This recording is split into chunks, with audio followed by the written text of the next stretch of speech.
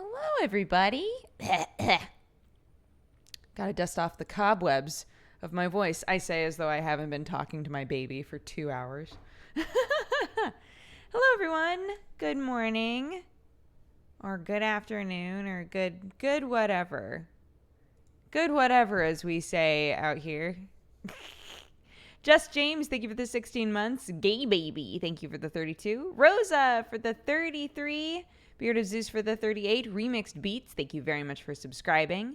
Vader, thank you for the 2 months. Theodil for the 17. And Nellig for the 29. Good what? Yeah, exactly. Good whatever to all of you. Whoever bless all of us. One at a time. I tried to really bork that, and I think I did it. I think I really I borked it more than I expected. I love your shirt. Thank you. It's a Mortimer shirt. Susie from Game Grumps. She has a store called Psychic Circle, and she makes bug pins, and she's been doing shirts and stuff, and this one is awesome. Yeah. I don't know if she's got it back in stock now. At the last time that somebody asked me about this shirt, it was out of stock. So, I don't know. Yeah, good whatever. How are you all? How's your Saturday going? I had a great morning with my baboo. I gotta be real. Yeah, it was good for me. She's going through some kind of like a mental leap right now, I think. Because there's a bunch of stuff that she never cared about doing that she suddenly like really cares about doing. So it's awesome. It's super cool. Making a cup of coffee now. I've got mine. I don't know where my French press went. I was looking for my French press this morning. I tore the house apart as much as one can do with a baby on one's arm. And I can't find it anywhere, which is bizarre, right? Why would I take it anywhere? No idea. I had meatloaf grilled cheese. That sounds great and also confusing, but probably great. Sam took it. I don't know if he even knows entirely how to make a French press, like how to do it. Like he has no reason to steal it, is what I'm trying to say. French presses don't magically vanish in the couch cushions. Yeah, so I'm trying to figure out if I lent it to somebody and I've just mom-brained the whole thing. You just push it. No, I mean, like, he wouldn't know, I don't think. Maybe he would surprise me. If right now I was like, Sam, here's a bag of unground beans, here's a grinder, and here's a French press. What do you do? I don't think that he would know. I think he knows how to push the thing. But I don't think that he knows how to assemble. Like what coarseness the coffee needs to be at or any of that. I don't think he knows that. Yes, a French press is a coffee thing. It's a non-electronic coffee thing. So a lot of people that just have like a kettle in their house really like to use a French press. French presses are nice because they don't they maintain like a lot of the oils that are on beans, like coffee beans. So yeah, a lot of people feel that the flavor profile of a French press is much nicer, but it is different from drip coffee for sure. How quaint, analog coffee. I need to leave to buy a doorknob. That sounds important. You should do that. I have an AeroPress and I've never been able to get it to work properly. I have it. I have all the little filters and all the shit. I got like one of those apps. Somebody was like, get the app. There's like timer apps to help you like time it properly and all that shit. I cannot figure out how to do it. I've tried it inverted. I've tried it normal. I've tried it different amounts of time. It's fucking weird, man.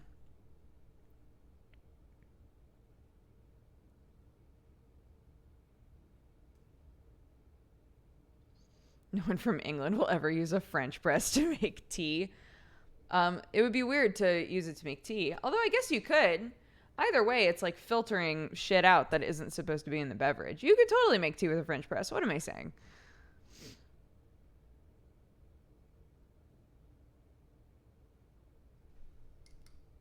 I use mine to make tea. There we go.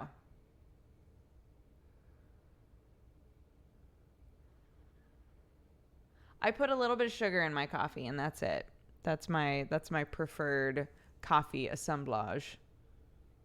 Although when we started the coffee company, I tried like cold brew with like low sugar vanilla syrup, and that was pretty good.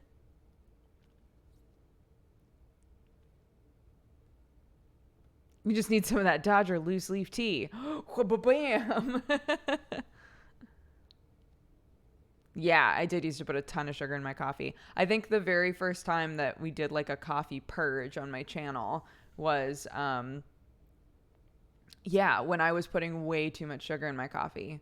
And I was like, I'm not going to put any sugar in my coffee for a while because that way it'll like reset my palate, right? I'm not going to put any sugar in my coffee, and then I'll put like a little bit of sugar in my coffee, and that way I'll actually be able to like enjoy the flavor, right? And so now I used to put so much fucking sugar in there. And I now just put if it's like the little packets like at a diner, I put 2 of those in. But even that feels like a lot sometimes. I just don't like bitter things. Sometimes it depends on the coffee itself, like the bean. There going to be some coffees that are just more or less bitter. A lot of people feel that cold pressed coffee is less bitter and less acidic, so it's easier on tummies, and people feel like the flavor isn't quite as like caustic, you know. So yeah, if you haven't had cold brew before, I'm not like saying you should try my cold brew specifically, although we do have cold brew. But cold brew in general, if you ever wanted to try making your own or getting some from pretty much everywhere offers cold brew now, it tends to be lighter.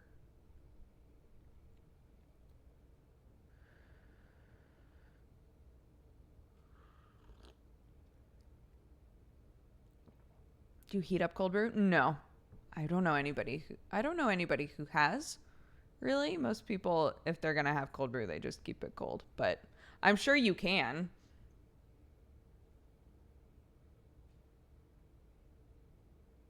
Canada, where a double is the default. I think the first time that I went to Europe and realized that when you go to a coffee place, you can't just be like, give me a cup of coffee. That like blew my mind. And that's how I learned to love Americanos. This is a weird coffee commercial, or is it a good coffee commercial? We'll never really know. I'm more of a tea kind of guy unless it's a latte. Have you ever had a tea latte? Holy shit. Tea lattes are my jam. I keep thinking of all of these things that are coffee related, and like I spend a decent amount of time on Instagram, just full disclosure. I spend a decent amount of time on Instagram because it's less like stressful shit. Twitter can be kind of bogged down with like a lot of stressful shit, and it's easy to get swept up in that. So I actually really enjoy Instagram because it's a lot of art, it's a lot of food, it's a lot of makeup, right? Just like aesthetically pleasing things typically is what goes on Instagram because it's all picture based. So I keep thinking to myself every time I make a coffee thing or a tea thing, I think to myself, I should make like one of those fucking like videos of this like they do on Instagram.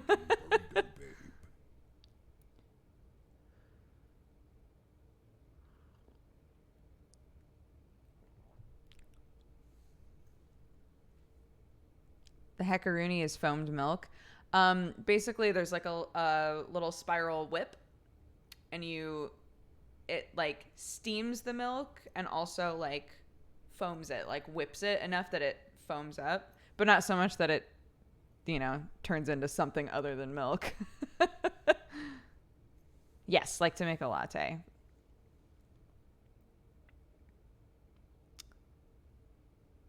Milk. Iced tea is bleh. Iced tea, another one where it depends on where you're getting it from. When I visited JP in Texas and ordered an iced tea, I was like, what the fuck? Because it was so sweet. You're the reason I started using Twitch. Aw, thank you, Zephyrus1. I'm glad you're still here. Somehow, with the plethora of talented, beautiful people on Twitch, you stuck around. Thank you.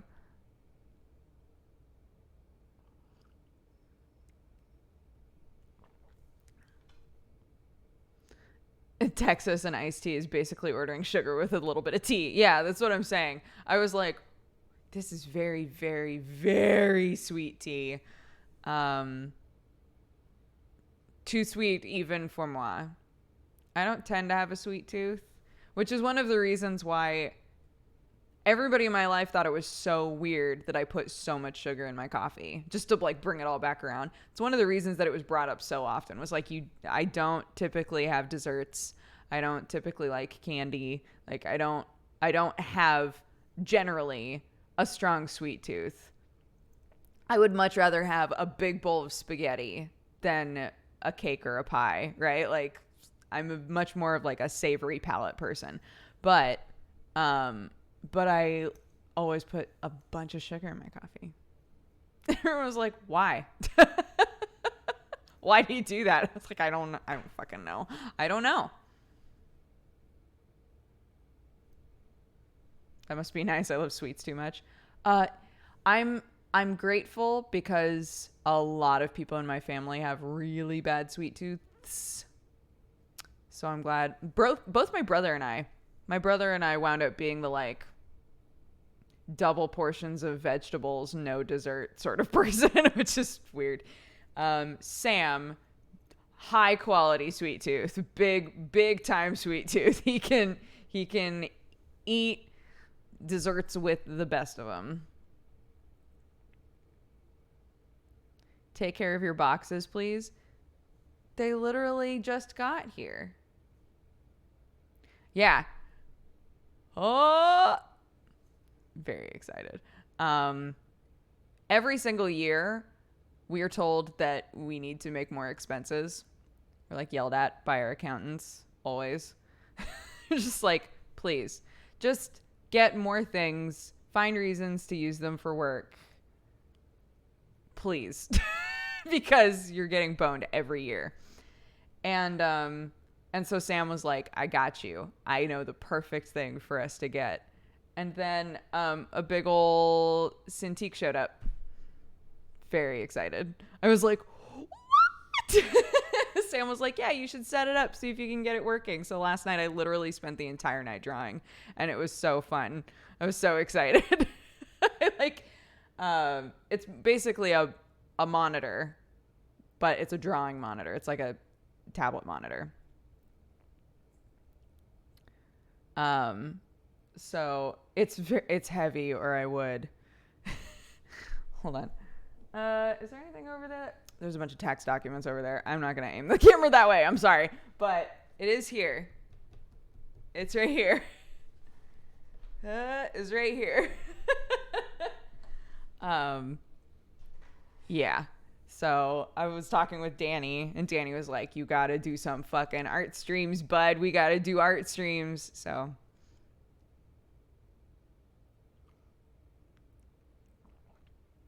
I do. Sam and I like talk consistently about how we both still doodle a lot, but we don't like sit and draw the way that we used to, you know?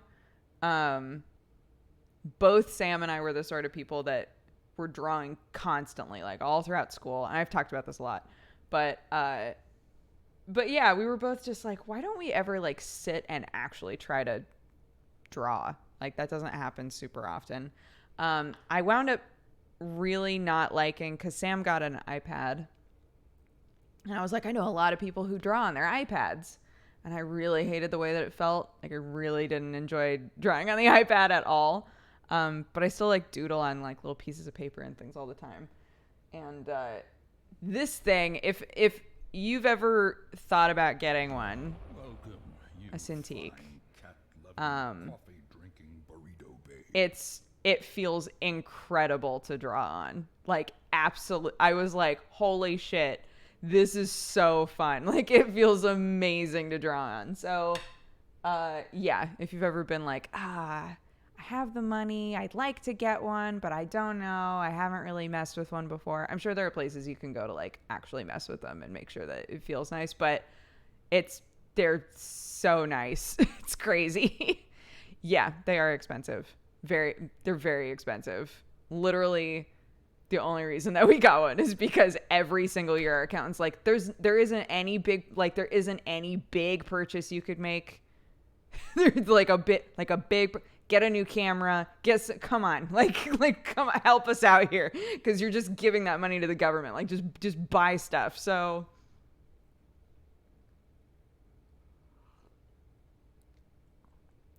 yeah, we got one.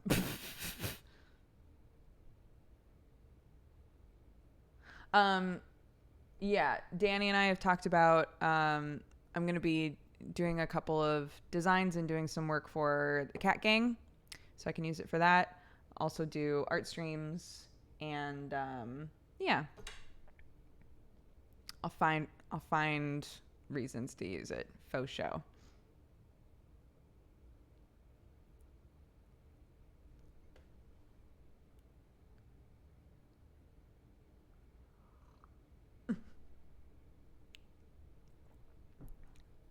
Oh, to be told you're not buying yourself enough big, exciting things. Yeah, we mostly buy food. That's like most of what, and obviously this last year, baby stuff. We bought shit tons of baby stuff. But whenever, like my mom does all of our expenses, and then we give everything to the accountant. The accountant's like, buy a lot of food, which like obviously it's a necessity, so it's fine. But basically it's like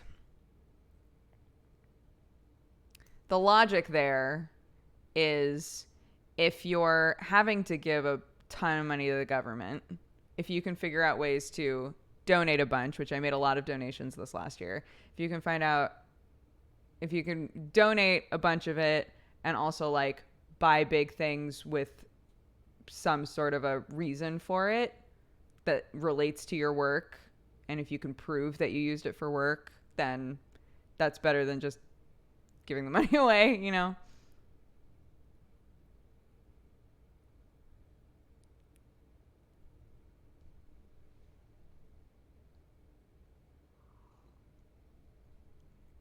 You can treat food as a business expense in the US. No. I mean, I'm okay, just full disclosure. I'm not an accountant. I'm not good with money. I'm not giving advice right now. I just need everybody to know I'm not giving advice right now. If you go to have a meal with someone you work with, you can write that off. If while you're working, say that I was doing a shoot for something, and I had Steve over and he was shooting it, and I bought us food for the shoot, I can write that off, right? Food that is associated with work in some way. So it has to be in like specific situations. Some people figure out how to write off their groceries. I don't. That sounds like a really quick way to get audited. But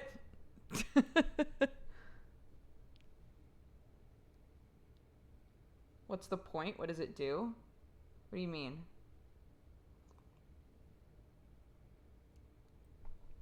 Yeah, if you're working with an accountant, they'll be able to say like, this is too much or this is too little.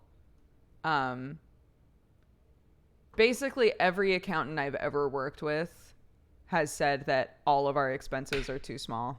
We don't like write off enough. Welcome, you The accountant is being like, raise my salary. I mean, they get paid the exact same amount regardless of how much I expense.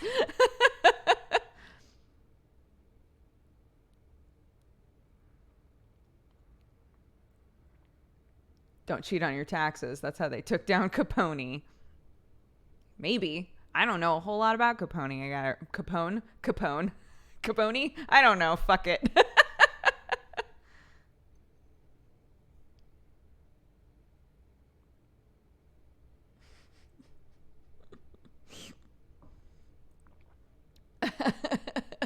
Capone. Al Capone. You know that guy. Y'all got Al Capone. Get hecked.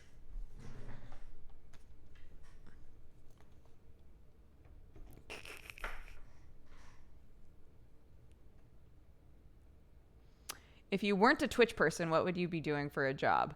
That depends. Is this a situation in which I never did Twitch and YouTube? Or is it a situation in which I lost my job today?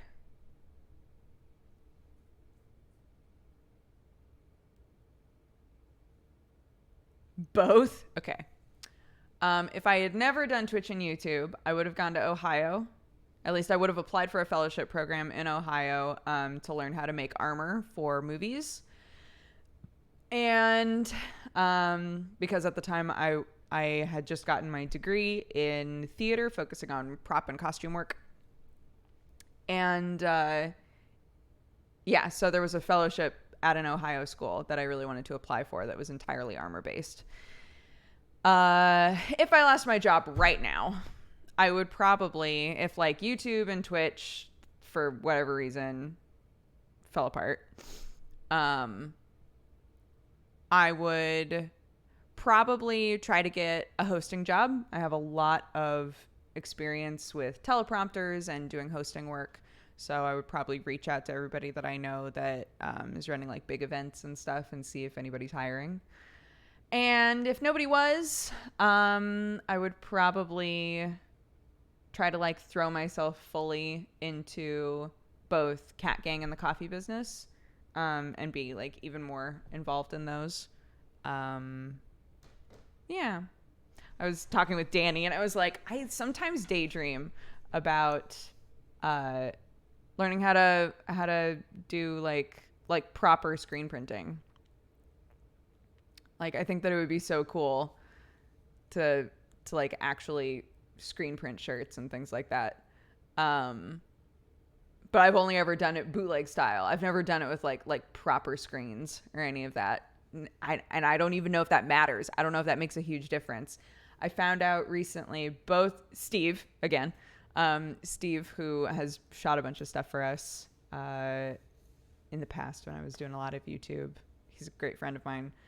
Steve used to run a screen printing business. So he knows a lot about it. And also, I was in Lady May's chat while she's been painting Rivendell. And so I was watching her stream, and she was saying that she and Carson used to run a business making shirts. It's crazy. I was like, I have so many if I wanted to learn how to do it, I have so many people that I could ask questions, which is cool. But yeah, those are probably like the two places I would go. Would concept art ever be a path you would consider? I think that's a really, so when I was doing a lot of costuming stuff, they were like any form of like character design and art design is gonna always be a pretty overwhelmed field. It's gonna be a field that a lot of people want to do, right? Like the idea of conceptualizing what something looks like, what a costume looks like, what a character looks like, that sort of stuff is so fun for a lot of artists. That's the sort of job that a lot of people want and are vying for. So you either have to be incredible or you have to know the right people. And I would rather ideally, I would rather be the person who's incredible at it and deserves the job, which I know that I wouldn't be. So that's like a roundabout way for me saying, yeah, of course. I think anybody would enjoy that kind of a job, right? If they really wanted to throw themselves into art. But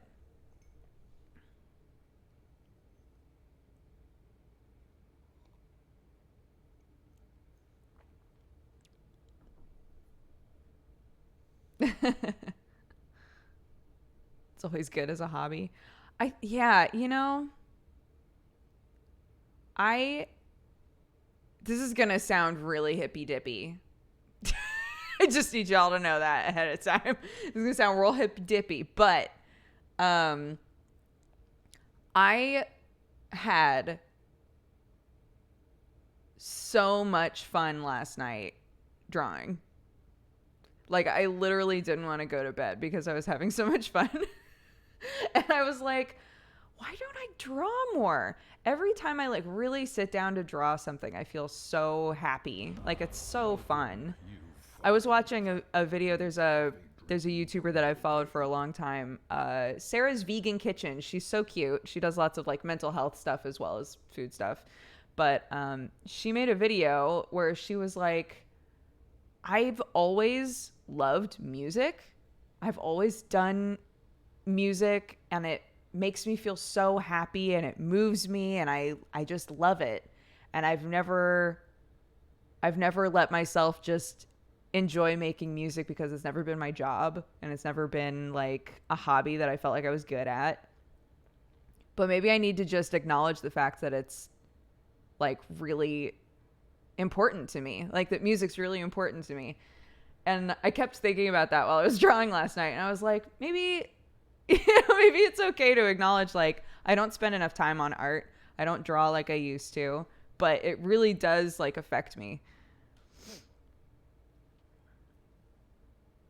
Draw more BTTV emotes. We need a Doog yike. Shit, we should make a Doog yike for BTTV.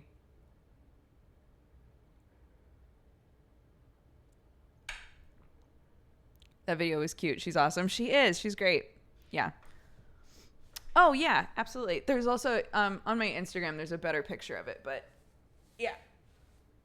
There's all this part, and then there's a big part on my back, which would be really hard to show you. But basically, it's English tea roses. English tea roses were the like primary flower in my wedding bouquet.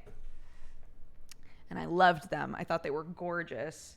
So when I was talking with them about like doing a big floral something, I was like, I would love to have this be the flower that we use. So do you consider it 3 tattoos or one big one? I consider it one big one because I got it all at one time. But when I look at it, it looks like I got this one and then got a little one, and then was like, fuck it, and just got like a big one on my back. But it all happened at the same time, so. Do you want to get them colored?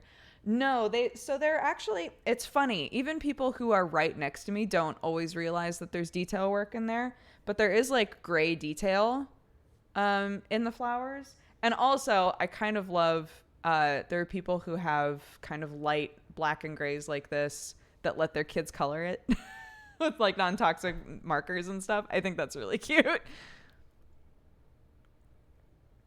Do more things that bring joy. Exactly. Yeah. I feel like a lot of us are on this weird tightrope of like, I should do like even hobbies, right? Hobbies have to also become hustles. Right? It's like, well, I'm good at this and I enjoy this. How can I make money off of it? Right? And like everything winds up having a level of anxiety to it. Even the things that are supposed to just be like fun, joyful things. So I'm not thinking about I'm even though I just said that like I need to figure out ways to use this for work, but I'm trying not to think about art in a, oh, if I get good enough, maybe I can use it for X, Y, and Z, right? Like I just want to draw stuff. Did you show this antique? Hi, Danny. No, I didn't show it. It's so heavy. I didn't move it, but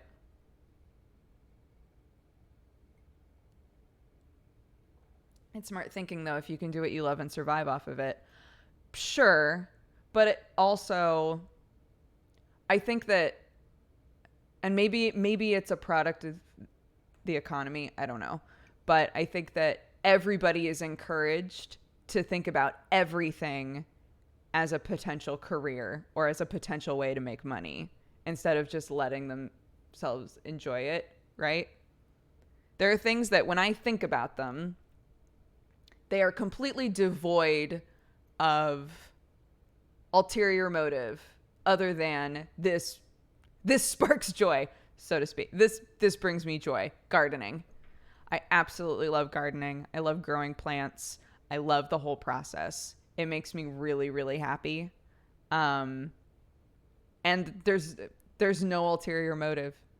When I imagine myself in the future with a big garden, I imagine, oh, if I have extra, I can give it to people. Literally, that's all that I think of.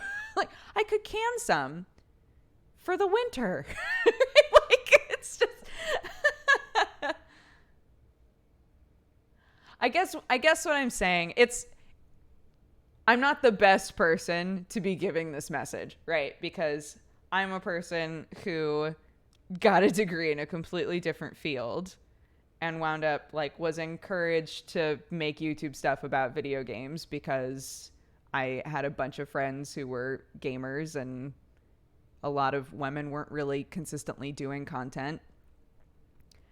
And I didn't think it was necessarily going to go anywhere, and it did, right? So I'm literally an example of turning something that you like into what you do for work. So I'm not the best person to be like, not everything has to be that way, right? But I'm just saying, I think a lot of us are really stressed out. That's really the bottom line. I think a lot of people are really stressed out and trying to figure out how to make things that are just joyful aspects of their life into also ways to make money. And that's not necessarily a bad thing, but I think the second that something is even remotely about making money, it becomes a bit more anxiety-ish. That's why so many people who are in that work with me have had moments on social media or on YouTube or made videos, whatever, where they've been I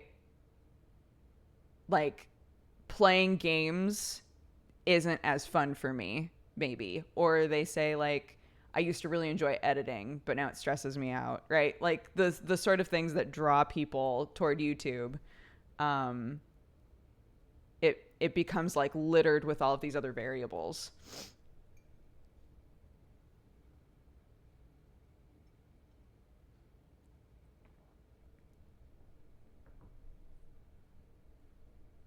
I like that when you say something as yourself, you do a voice.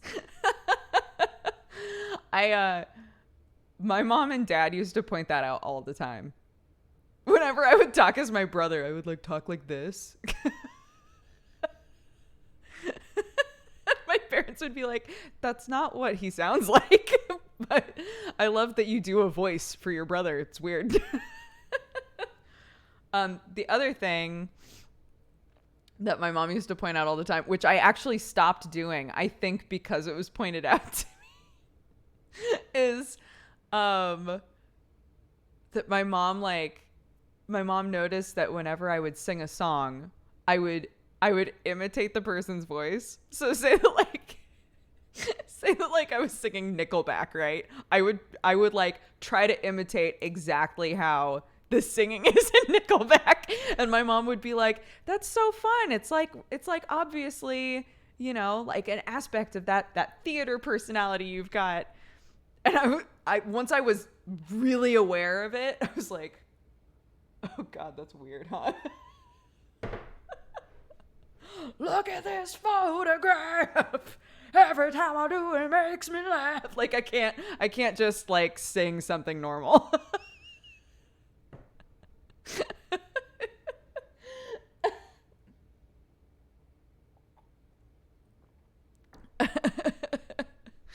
How do you not mimic it, right?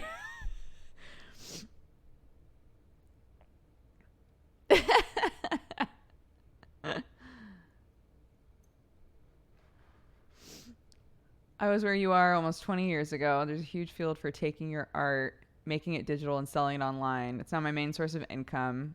Almost never pays a huge amount using print materials or supplies. You should look into it.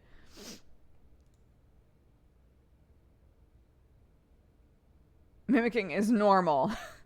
Yeah. Those biceps, have you been lifting? Just a baby, which honestly, yeah, it counts. Yesterday, so Sam and I went for a walk. There's a really cute picture that Sam put up on his Twitter of him and Clark together on the walk. But we went on a walk and Clark started to get really like, and so Sam said, you know what? I'm just going to pull her out. I'll just carry her for the rest of the walk, until we get to the car. And I was like, okay. And literally we got like 2 blocks down and he was like, I'm going to need to start lifting because she is getting fucking heavy. And I was like, yes, agreed.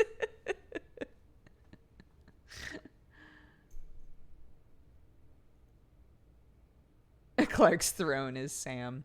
I've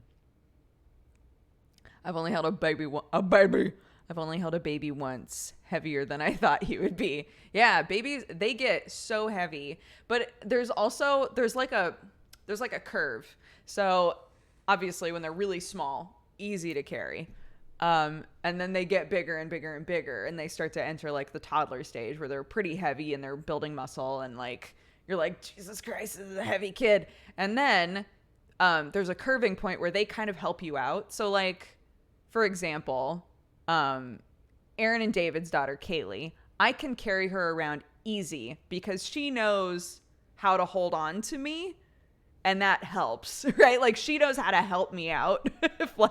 if she's like, pick me up. And I'm like, all right, fine. If I pick her up, she helps me, They also don't wiggle as much. That's also true. Clark is like fucking spinning 1,000,000 miles an hour constantly. And my niece wants to go on my shoulders like we used to do, but she's 6 now. Yike.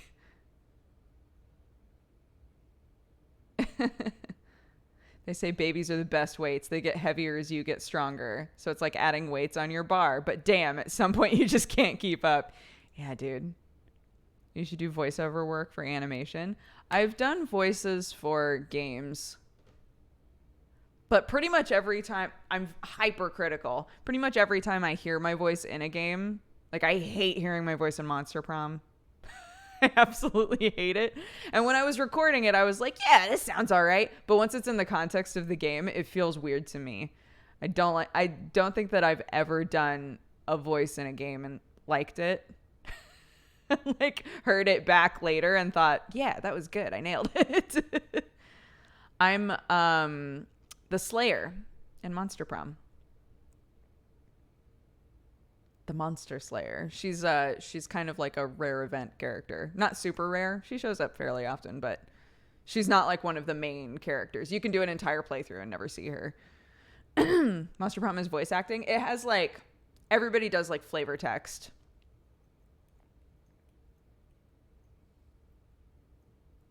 Do voice actors usually enjoy hearing their voice in games? I don't know. I feel like eventually you're probably fine with it, right? Who was it? There's an actor. There's like a big actor who said that he absolutely refuses to watch his own movies because he just fucking hates watching himself act. I can't remember who it is. Dodger is Buffy.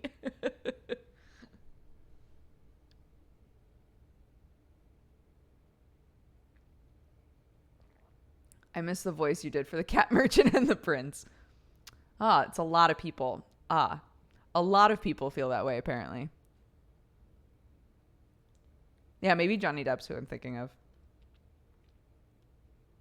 Yeah, the reason that I think that maybe it gets easier as time goes on, right, is because I used to really hate editing myself. Like when I would make a YouTube video, right? I would record myself for a news episode, and I hated hearing my voice. I hated editing my own video. It was really rare for me to put together a video and be like, that was a good one. I was always very, very critical of my news episodes, which was one of the reasons why I struggled with it a lot, I think. It makes sense to me why once people hit a certain threshold, if they don't really enjoy editing and if they struggle with like being critical of themselves, it makes sense to me why people's first thing is to find an editor. You know? I miss the news episodes. I know, man.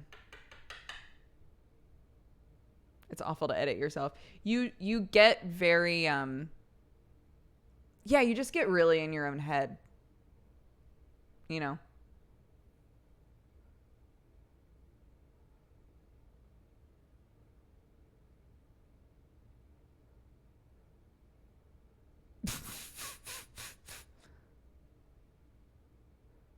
Make a new YouTube series about showing off your baby. No.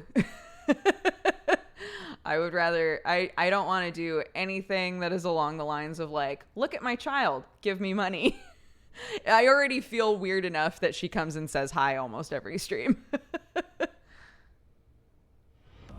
Welcome, you fine cat-loving, coffee-drinking... When I edit myself, I feel annoyed by myself. Yeah.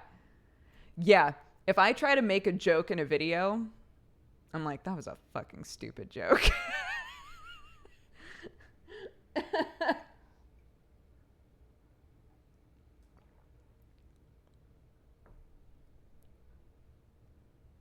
Where is the baby? She is asleep.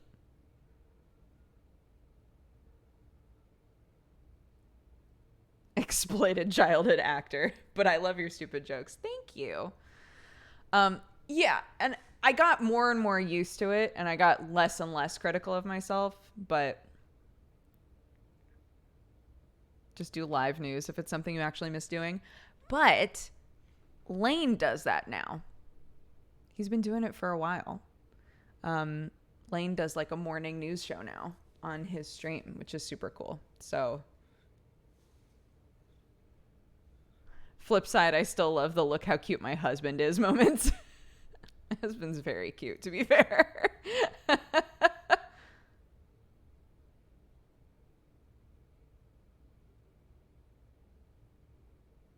It doesn't matter who does it first. It's who does it best. I'm just saying that if I was going to say that there's a format that I miss the most from doing YouTube, it would be the season reviews for anime. And I've thought before, and I've talked kind of like loosely with Gmart before about doing it more in like podcast format on stream, just like watching like the first couple of episodes of a shit ton of stuff and then being like, okay, let's just go through the list and talk about all of this. I've thought about doing that in more of a streaming format. Ooh, good artifacts. And Box Talk, obviously. I think Box Talk was so fun. And nobody's stolen that format yet. Like, still, I kept thinking to myself, if I wait long enough, somebody's going to be like, I guess they're not doing this, and start doing it. And I don't think anybody has still, which blows my mind. So you got to jump on it now. I know, man. Sam and I were talking about that. We were like, we don't. If I'm not watching her, Sam's watching her, right? And we keep thinking that we're at a point where we could leave her with somebody. And then she goes through like bad teething or something. And we're like, we can't leave her with somebody when she's like this, you know? Which might sound too too attentive, but I think it's fairly normal to not, if you have the option. We don't have very good maternity and paternity leave here, but if you have the option to not leave your child with somebody until they're like a year old, I think a lot of people would choose that.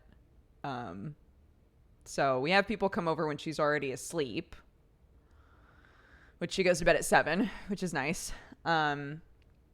So, you know, every now and then, like once a month, Sam and I can go to the movies or get some food by ourselves and leave somebody at the house with the baby monitor and be like, watch Netflix, bye. But we can't, like, if we wanted to say, let's take a day and record stuff once a week, right? Let's choose a day, and once a week we just record a bunch of stuff. That would be ideal. That would be amazing. But we just don't know anybody that knows kids well enough, you know?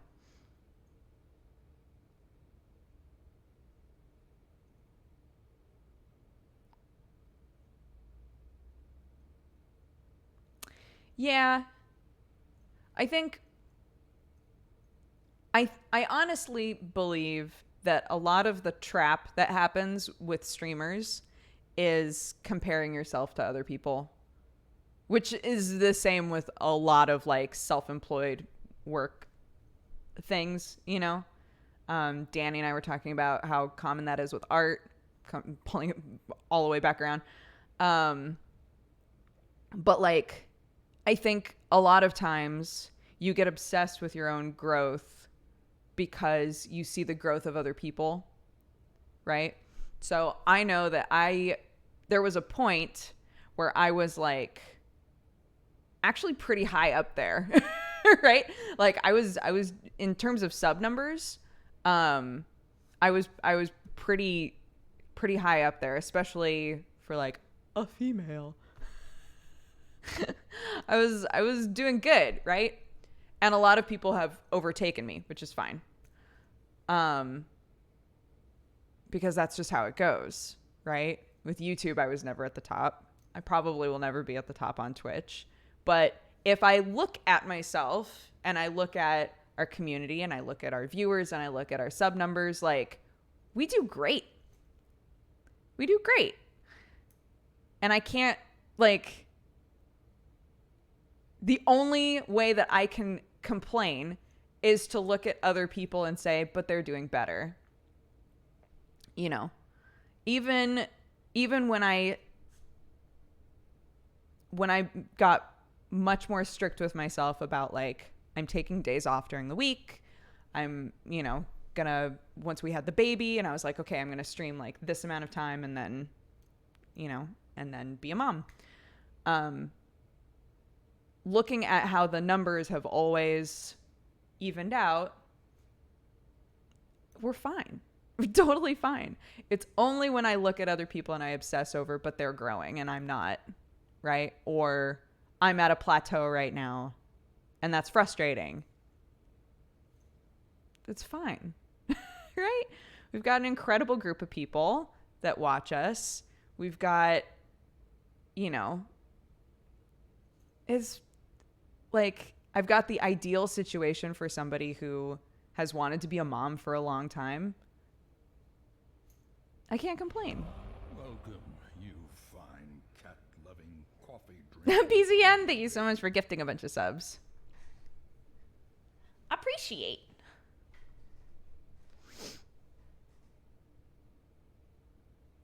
I can't complain, but sometimes I still do. Yeah, exactly. Like you get caught up in the rat race of whatever your business is when you're self-employed, I think. Because yeah, you are so keenly aware of like, if I drop the ball, you know, I'm affecting my family in some way, right? I can't drop the ball and know that I'm still that there's somebody else I can blame. It's me. I'm the person. Hopslot, holy shit, thank you so much for gifting a bunch of subs. Jesus, thank you very much. Oh my goodness, 20? Welcome, you Thank you. fine cat Pog, dude. coffee Thank you very much. I appreciate it. Very, very generous, both of you.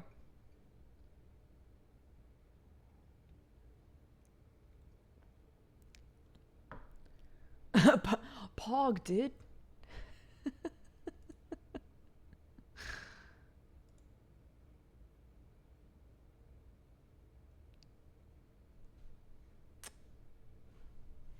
Hold on just a sec. Oh my gosh. And Majin Kyle, thank you very much. Thank you, thank you, thank you. Chat, back at it again with the gift subs. Thank you guys. I appreciate it. I'll definitely read those off in a bit. Thank you so much.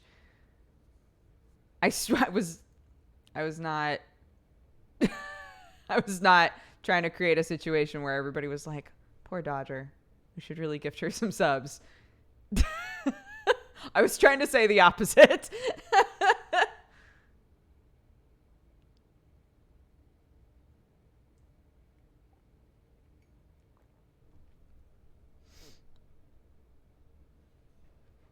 I'm so glad that you make sure the community acts a certain way on Twitch. I stayed away from Twitch for so long because Twitch chat was always yikes and so many other places.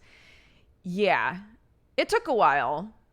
Not saying I don't think that anybody goes onto Twitch hoping to like be weird, like hoping to be gross. Like some people, but it's rare, right? Like it's a small group of people.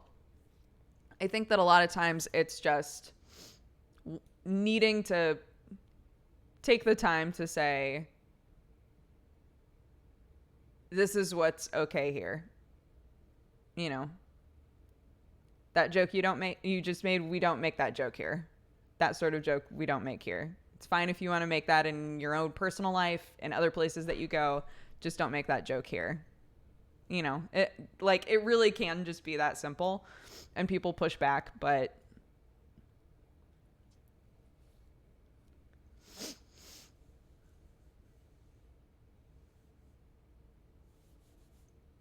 but I love that joke. You can make that joke anywhere else. Maybe, depending on how terrible the joke is. You might also not be able to make that joke in for reals public. Cat gang pog slammers are coming. Yeah, totally. That's okay. The other day I was like, it's funny that you say that. I was like, when is somebody gonna try to make the crossover of Pog and Pogs? When is that gonna happen?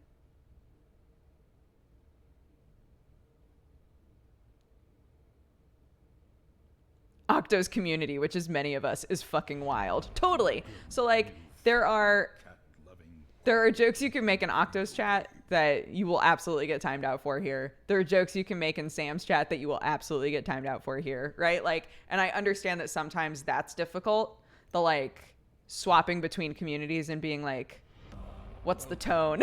What's the tone here, right? But I've just found that what? We're not nani.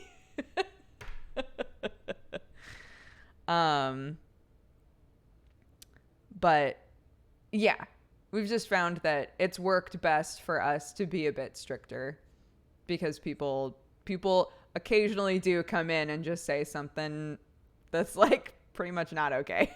So we try to be as wholesome as possible here, even though every now and then I make a dickle joke and everybody's like, haha, she called it a dickle. And hopefully we move on fast, but sometimes we don't.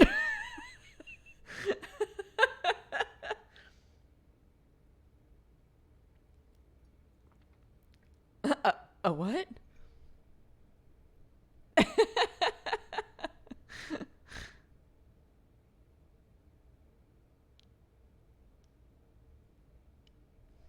Your chat and co's are big reasons why I watch you two. Aw. You wore a shirt with dick butts on it? Did I? I don't think I have a dick butt shirt. Do I? I don't think I do. I have a shirt that's a mug with a butt on the mug. Welcome, you fine I do have that. coffee-drinking burrito. I have that new shirt that says eat farts on it. It's very classy. I think you had a dick butt mug. I don't think I did. I don't think I have a dick butt anything. Someone sent me a dick butt keychain. I think that's like as far as it goes in my world.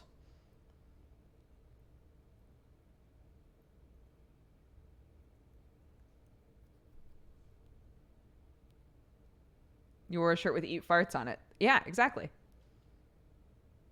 It's got a big old bird on it. It's got a beautiful bird mid-flight, and it says eat farts. It's a good shirt.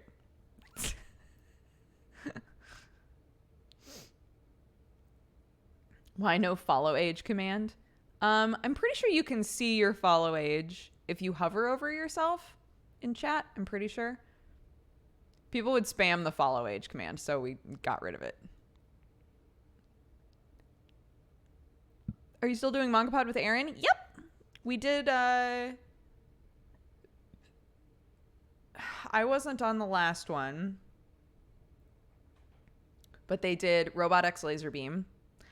And we skipped Hinomaru Zumo, which was sad. And then the Hinomaru Zumo is great. Every March is March Madness, and we do entirely sports manga. So Hinomaru Zumo is about sumo wrestling. Robot X Laser Beam is by the mangaka who made Kuroko no Basuke, and it's about golf.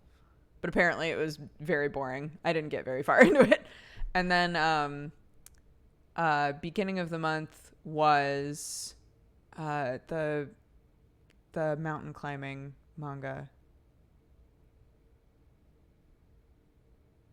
What was that one called? Fuck.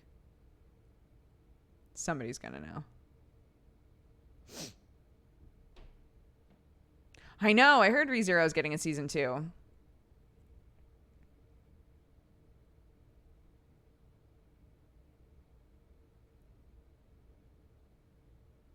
Koko no Hito. Yes. That is it, I'm pretty sure. Koko no Hito. Yes. Koko no Hito is, it's not, for me, tonally, it has some crossover with Oyasumi Pun Pun. So it's very mature. It does a lot of like mental deep diving with the characters, and a lot of it is like really dark and kind of depressing, but it's really well done, to be honest.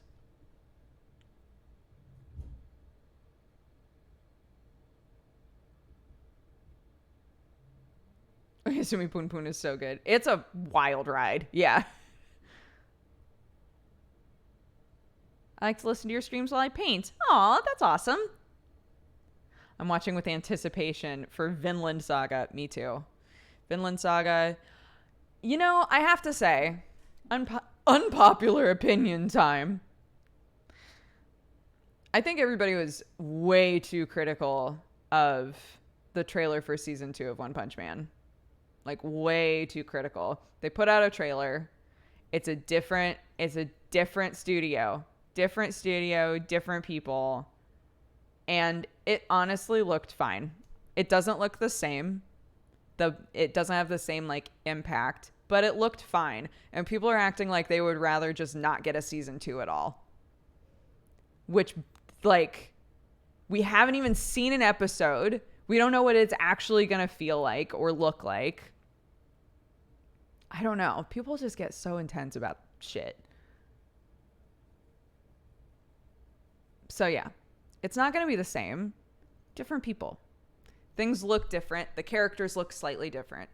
There are like close-up shots of people where everybody's like, ugh. It's not ugh. It's just different. It just looks different. Like, So I honestly think that it's going to be fine.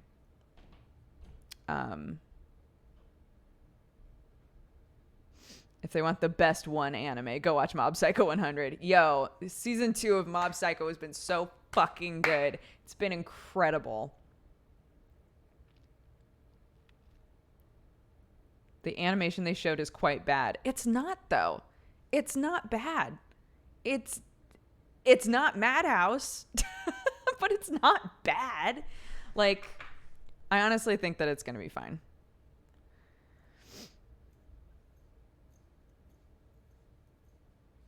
But what if it actually is ugh? Then we can determine that when there's actually an episode out. Who's that?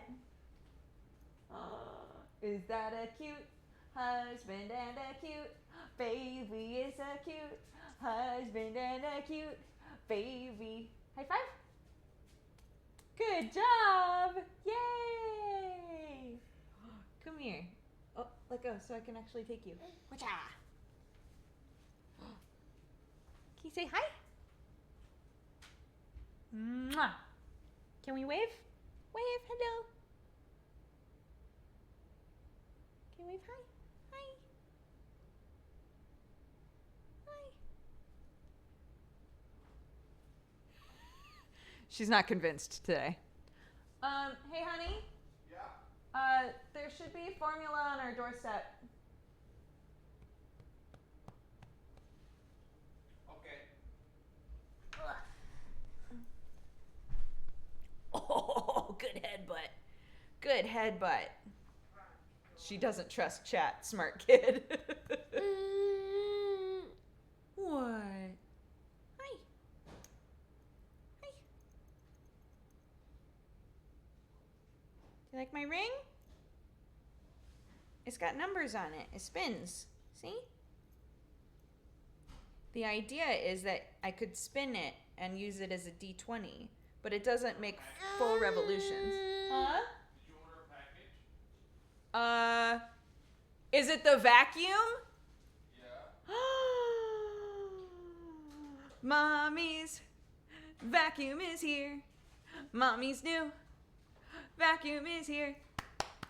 Mommy's new vacuum is here. Da da da da da da da da da da da da da da da da da da da da. She's being a diva today. She's fine, huh? Oh. Would you like to say something? Okay. Well, that's yours now, I guess. Can you see that?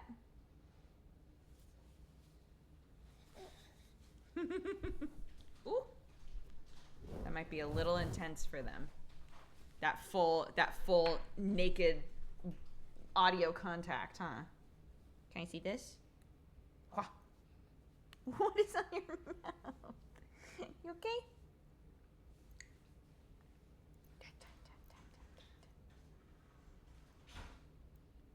Yeah. It's a D20 ring. D20 ring. Kiddo obsessed with trying to roll crits. Do you have anything to say? Daddy's getting you all assembled. Mwah. That's how you know she's teething.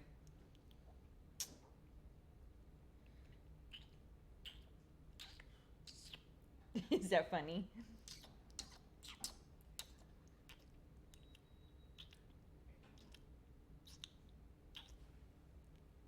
Ah. Good job. That's her thinking face. She's got a strong thinking face. Very. Huh? When you're thinking about stuff, you look like your daddy. Huh? We think hard. In this house, we think hard. In this house, we stand brains.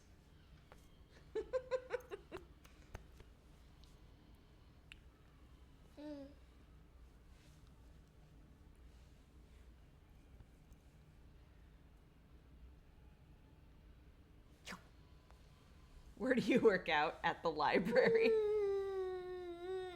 What? Yeah. Are you hearing stuff that sounds like food? Mwah! Who's that? E. Hi. What's up?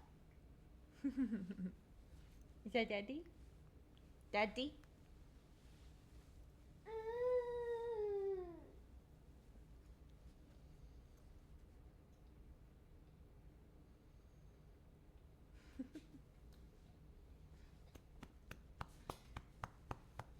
Chug-a-lug.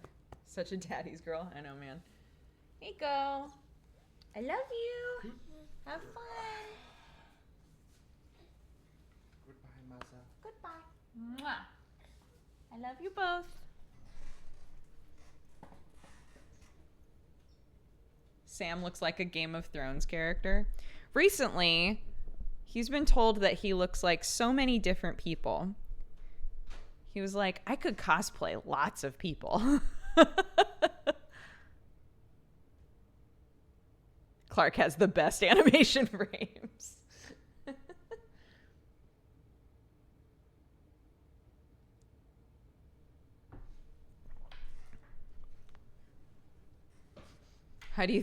How old do you think Clark will be when she's taller than you? I'm going to guess middle school. Middle or high school, she'll be taller than me. Oh, you wanted me to do a goof answer. She's already taller than me.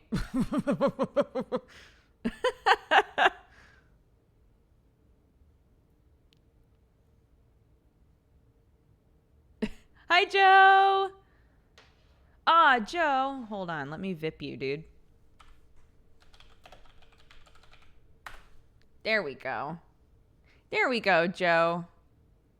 Sam looks very similar to your husband. Isn't that weird?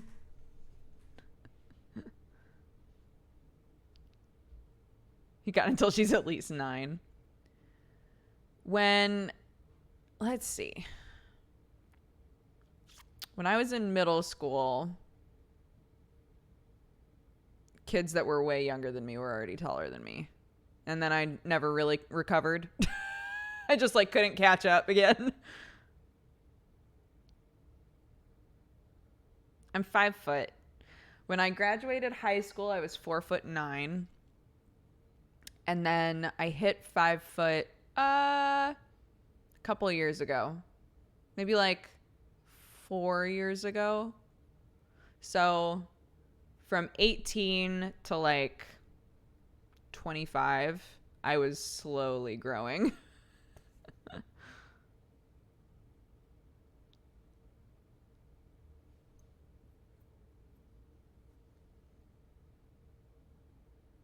There was a baby in the thumbnail. Now there's no baby. Yeah, she came to say hi, but she was way more interested in food. We didn't get a whole lot of baby talk. Not today. How long do you think you can keep the facade of Santa and other things from her? I wasn't raised with any of that. I don't really even think about it. I wasn't raised with Santa or the Tooth Fairy or any of that shit. I still had an extremely overactive imagination, and I still imagined all kinds of shit. But I was never told that any of that stuff was a thing.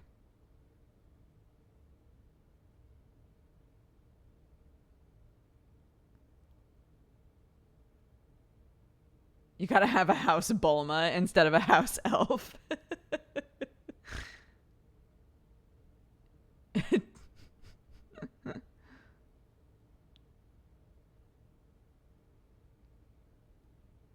Overactive imagination. Very relatable. Yeah. Lots of imaginary friends. Lots of I don't know, just weird shit. It's like when da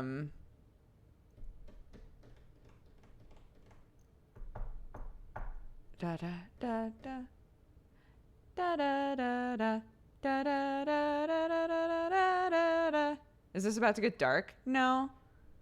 I was trying to remember what I was what 2 weeks ago or something we were talking about weird things we would imagine in the dark, right? That sort of stuff.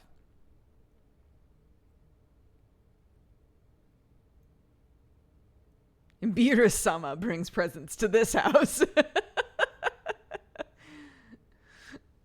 Beerus-sama.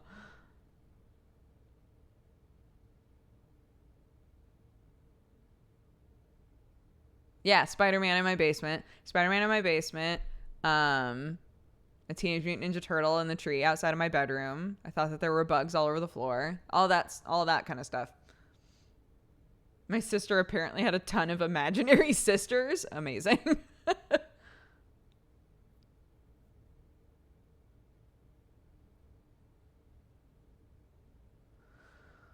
How's Yokorama doing? I have no idea. I haven't talked to Yokorama in forever. Last I heard, he paints stuff, like houses and things. But I don't know. I haven't talked to him forever.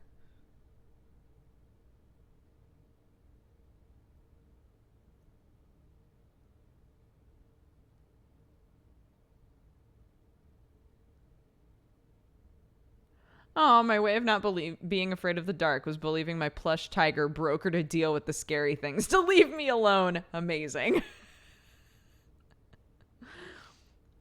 Did that develop from like an adult in your life saying, you don't need to be scared because you've got the tiger? And you were like, yeah, I've got the tiger.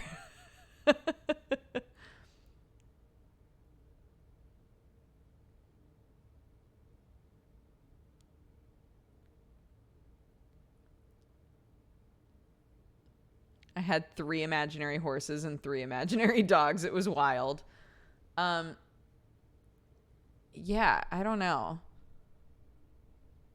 I got really so I had like a ton of imaginary friends, and then I got really into Sonic the Hedgehog, and then it morphed from like having imaginary friends to like pretending that I was in, like, I literally created like a Sonic the Hedgehog Mary Jane, right?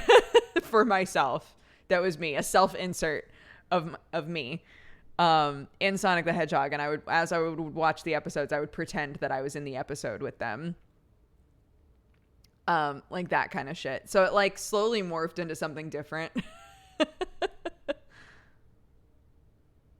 I did stuff like that all the time. I did that too. I did that with the Mega Man cartoon.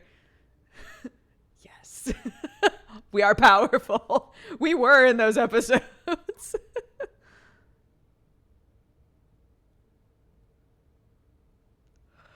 Yeah, I did. I did it with Teenage Mutant Ninja Turtles. I did it with Sonic the Hedgehog. I did it with Beast Wars.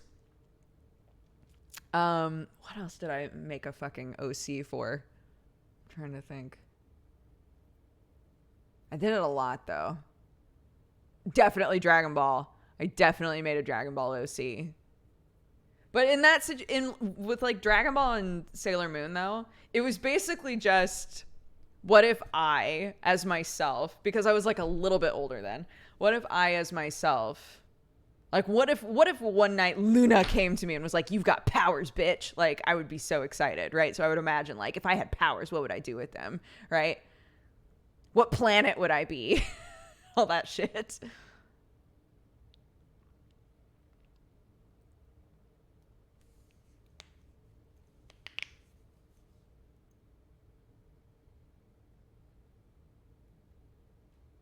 But I think that we in less of like, we try to do it in less of a cringy way, so to speak. But a lot of us continue to do that. Not to call all of us out at the same time, but a lot of us continue to do that, right? There's a reason that so many people got really into the like create a Boku no Hero character thing, right? It's just fun to take a world that you enjoy, that's already built and already has rules, and say like, if I could make somebody to put into this universe, who would it be, right? Or like if I was going to be in that universe. When Spider-Verse came out and everybody was like, if I had spider powers, what would my spider powers be, right? What would my spider outfit look like? Like there's a reason that people do that shit. It's because it continues to be fun even when you're an adult.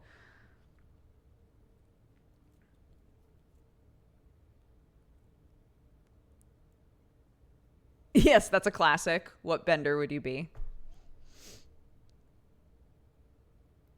I ran a superhero RPG for a few months. All the other powered people were old OCs from my teen years. That's so cute.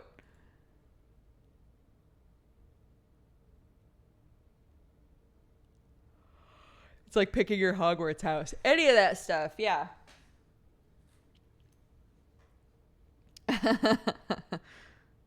Best OCs came from Harry Potter back in the day.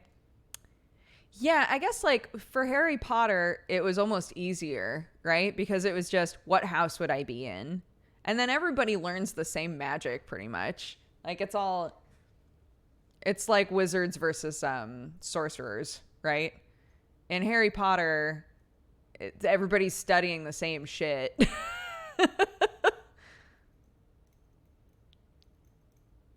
I am also 100% a Hufflepuff. I never get sorted into Hufflepuff, but I know myself. Every time I take those quizzes, they're like, "You're a Slytherin." I'm like, "I'm not," or "You're a Gryffindor." I'm like, I'm a Huffle. I know myself. Like I know what I am. Okay.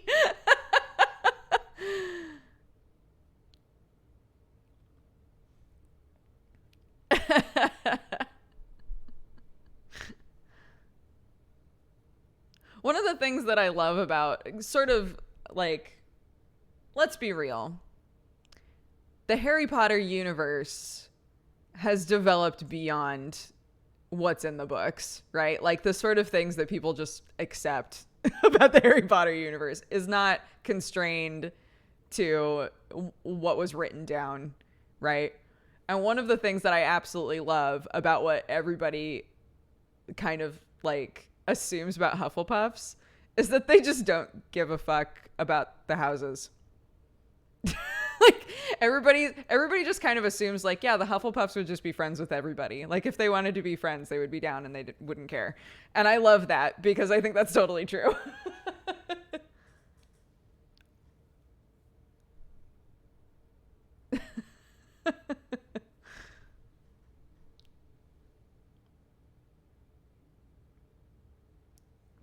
The 4 types of kids: brave, smart, evil, and miscellaneous. That's how the books pitched them, 100%. Given recent events, is this a place we should be going?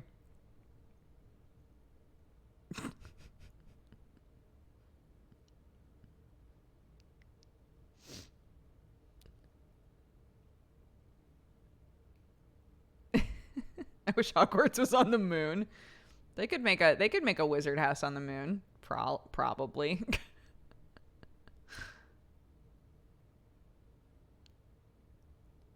Recent events being that J.K. Rowling just doesn't know when to stop talking. It's like the general thing.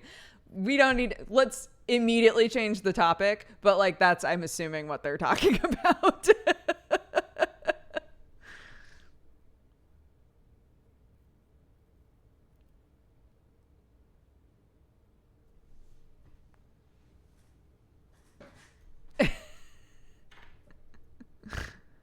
Anyways, new topic. What should we talk about? That's a whole different can of wizard worms. I like the term a can of wizard worms. Yeah. Final Fantasy 14. Oh goodness, that's another can of wizard worms, isn't it? Yeah. So we've got the Hrothgar, right? That's what they're called. We got big old lion boys, and we got the Vera, or tall bunny girls. And people were saying, I couldn't find evidence of this, but people were saying, here we go. Here's my live news show. It's happening right now. I was trying to research and find, because people were saying they promised they would never do gender specific races, but I couldn't find any evidence of that. I couldn't find any like specific point where they said we will never do that. Also, some people were saying, oh, but when Mikote came out, they originally were gender locked. I also couldn't find evidence of that. I feel like there is something like potential misinformation that was like, because yeah, that's the other thing that, so I think sometimes people are saying, well, it was like this in another game. I'm like, great. In Final Fantasy XIV, I can put on my Cloud Strife outfit, hop on my Rathalos from Monster Hunter, and be a male Mikote and do whatever the fuck I want. Like, nobody, like, the way that things were in the other games literally does not matter. And if that's like the excuse that people are trying to give, it doesn't really make any sense. Someone was also saying, and I was trying to find this, someone was also saying that they had concept art of male Vera, but it for some reason was discarded. And a lot of people are saying it probably has to do with like workforce. But like they just didn't want to make the models. They didn't want to make like male Vera models, and they didn't want to make female Hrothgar models. I think that's real weird. I don't know.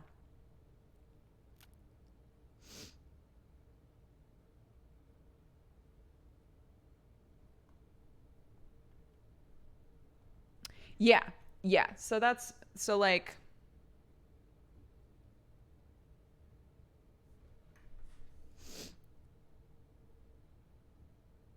I just want to be a fat Chungus cat. I want to make a ripped lady Bara lion, and I can't. I mean, I'm like, it's fine. It's fine. I can like but it's a bummer, I think. I think anything that's like we're going to lock this down to one thing. If it's going to be one thing, make it genderless. I just don't get it. But I do have my cat boy, and let's be real, he's never gonna race change. He can only be a Mikote. He can't be anything else because that's who Jisuya is in his heart.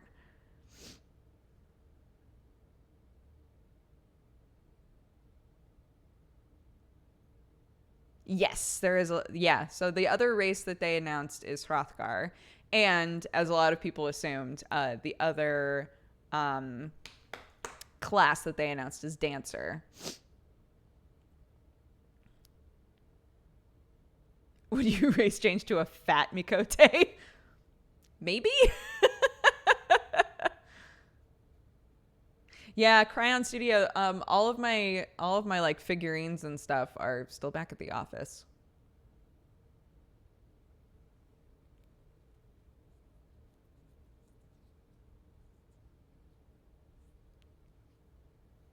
Are Lalas still in the game? Of course. They can never get rid of Lalafels. They're the top Japan pick. That was the other thing is somebody did a write-up that was hilarious where they were like, who are the Hrothgar for?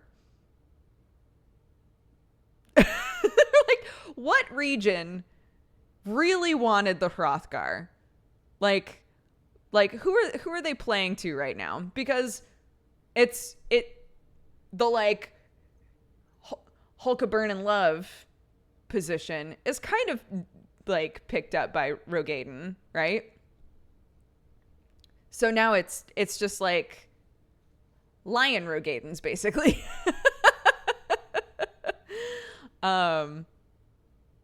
Which yeah, it made me really curious to know, because I guess Rogaden is like the least picked in Asia specifically, because everybody just wants to be adorable, I guess. And then in America, I'm trying to remember what they said was number one in America.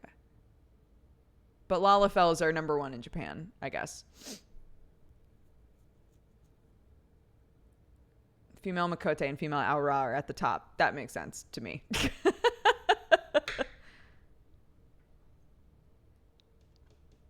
Yeah, I feel like I see cat people constantly. I love Rogaden, though. How many people play Final Fantasy XIV regularly?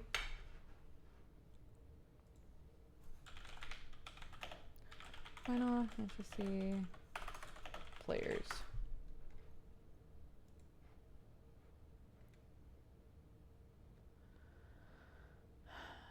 On Steam, looks like peak is 12,500.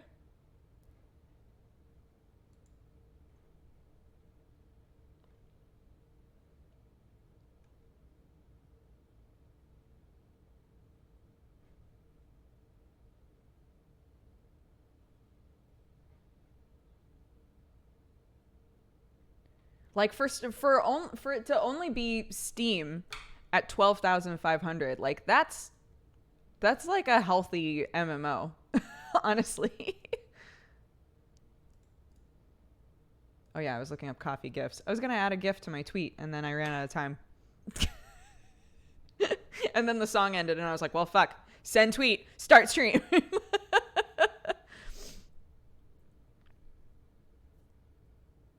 Yeah, Tiri and I don't play it through Steam.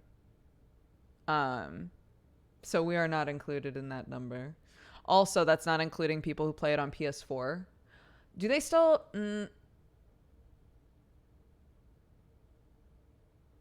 What is the situation with Final Fantasy 14 and PS4?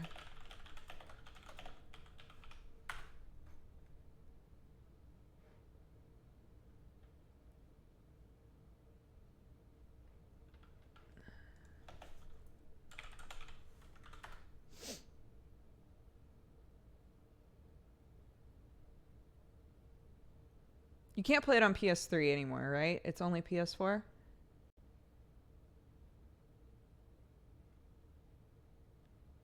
Nobody plays it through Steam. 12,500 people are playing it right now through Steam. So, if for the most part nobody plays it through Steam, then that number must be huge altogether.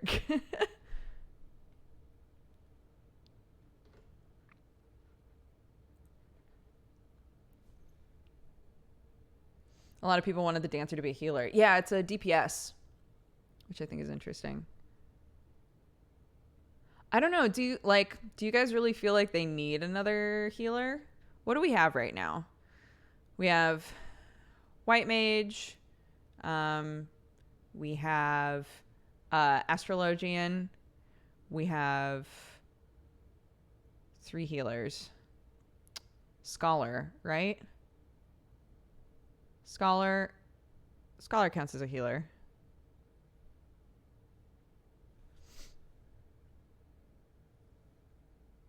Well, to be fair, Red Mage can do some of like the high intensity healer stuff, right? Like we have other classes that can res, which is nice.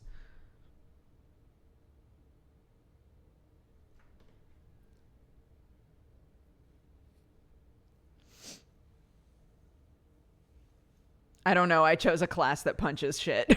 Look.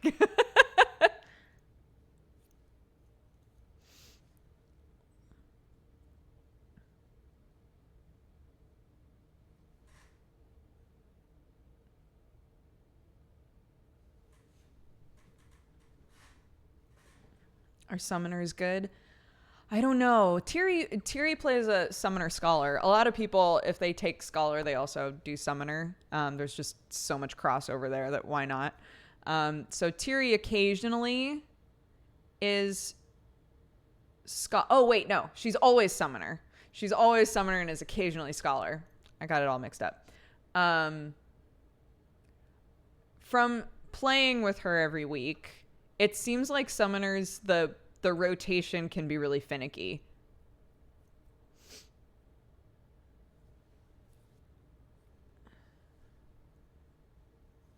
What classes have you played? I've only ever seen you play White Mage. I played Black Mage, but I don't know their proper end game rotation. White Mage is the only one that I'm like, that I would say I'm good at. Proficient, I think, is pushing it, but like I can do endgame pretty easily with White Mage. Your vacuum was delivered. Thank you. Yeah.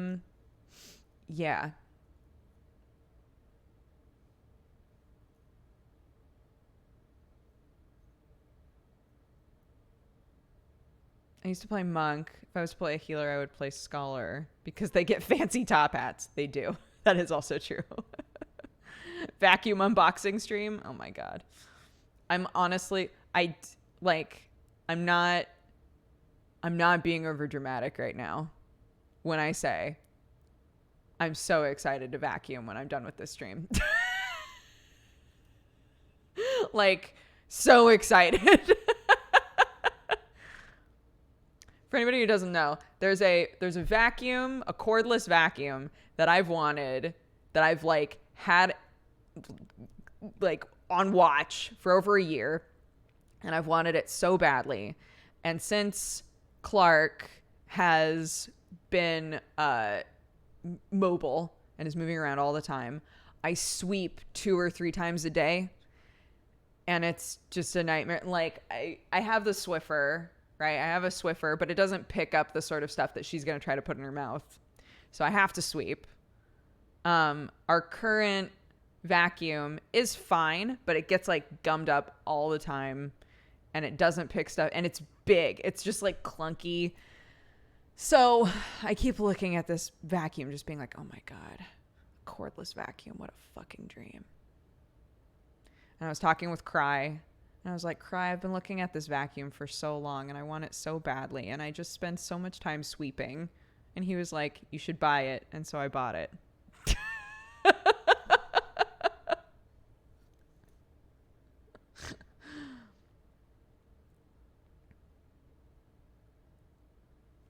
Cordless vacuum is not good.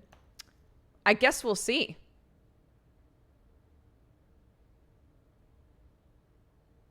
Yeah, it's a cordless Dyson. I got one of the ones that was on sale. I'm glad that I waited because it was so fucking expensive. And it had like decreased in price and then was also on sale, so it was like way more affordable. No Roomba. I have never had a good experience with a Roomba.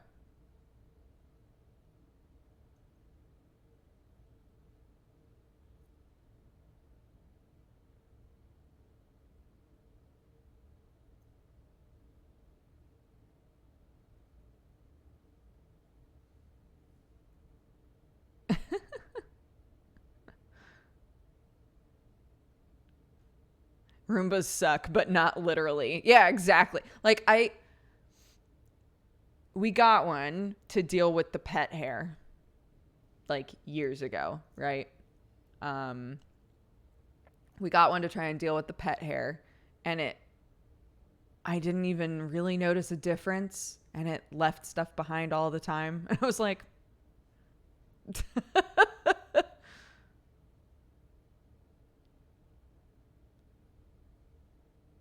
if you have a Roomba and animals, don't buy a Roomba. Once a cat poos on the floor, the Roomba will spread it. I mean, ideally, your animal isn't consistently pooping on the floor.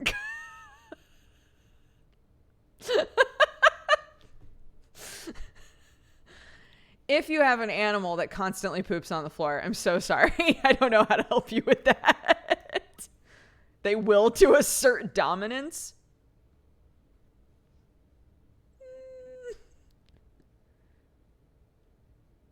My cat misses the litter box. She's disgusting. Missing the litter box is different from just like standing in the center of a room and just taking a big old shit, right? Sherlock has missed the litter box before by accident because he's just a big old chunk boy. So, you know, sometimes he'll get in the box to take a poops, but the poop misses because his butt's hanging off the side.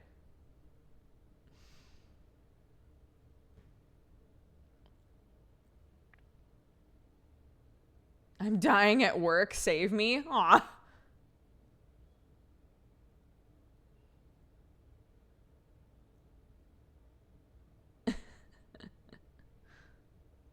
Are there larger litter boxes? Yeah, I got a pretty big box. So now he can get into it. And before anybody's like, put your cat on a fucking diet. He's been on a diet for years, my dudes. He's been on a diet for years. He runs all over the house with his sister. He's just a big boy.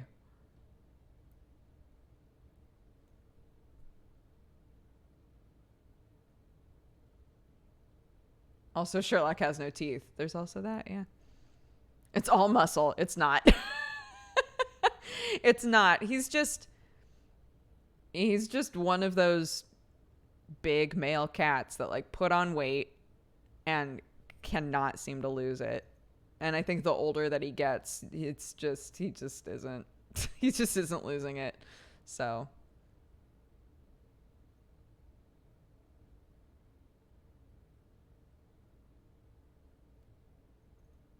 hi, Cranner. Cat is big chunk boy as well. Yeah, I think I was reading a post that was basically like, if your animal is fat, you're a terrible owner. And I was like, I understand where this person is coming from. But I also know that I'm doing pretty much everything that I can to help Sherlock lose weight. And every time he goes in, they're like, he's fine. Like, he's healthy. Everything sounds good. Everything looks good. He's fine. You know, are you feeding him this much? Yes, I am. Great. Does he get exercise? Yeah. All right. Great. Then he's fine. Except his teeth.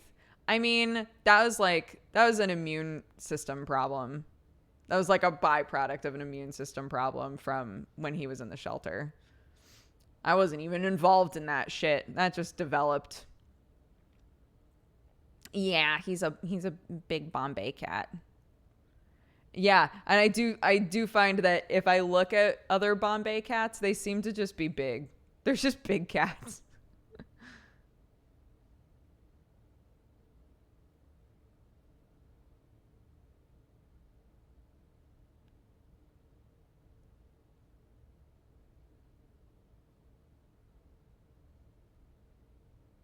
My family makes such a big deal about how chunky one of my cats is. The vet has never said one word about his weight. I figure, yeah. I also have friends who are vets, and they've never, like, I would hope that even if my vet isn't going to say anything, I would hope that my friends who interact with him a lot would be like, here are some things you should try for Sherlock, right? But if every time I take him in, they feel around on his organs, they listen to his heart, they look at, you know, the eyeballs and his ears and all that shit, and they're like, he's a healthy cat. He's a pretty healthy cat. I'm like, great. You don't like dogs? I fucking love dogs, man. I've never had an indoor dog before. I've only ever had farm dogs.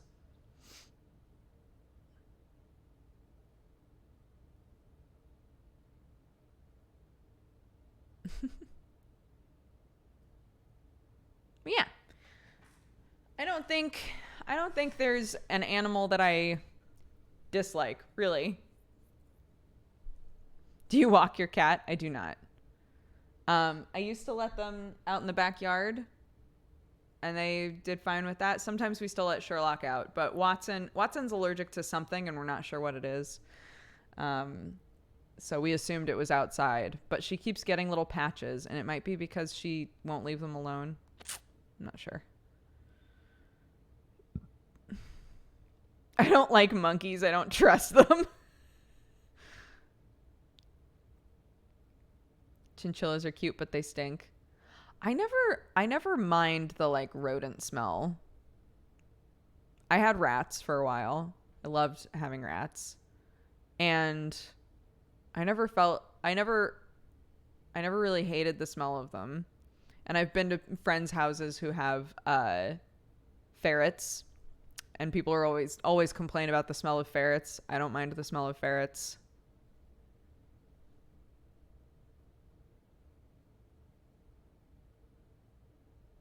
Yeah, so my mom is allergic to most things with hair.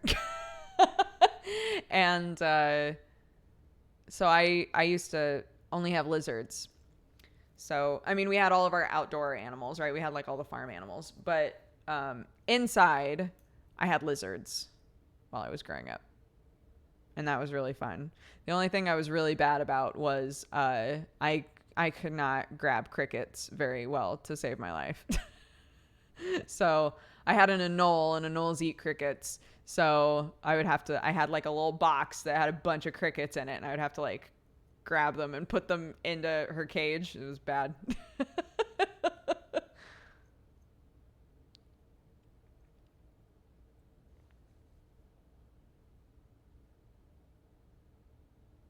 I just had my appendix removed. Yikes. Are you okay?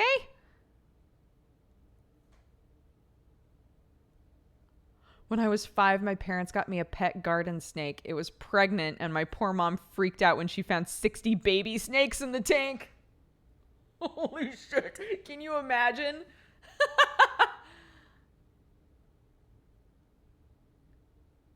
Oh my God. That would be horrifying. What did you do with them? Just like, well, enjoy freedom. Like, Jesus.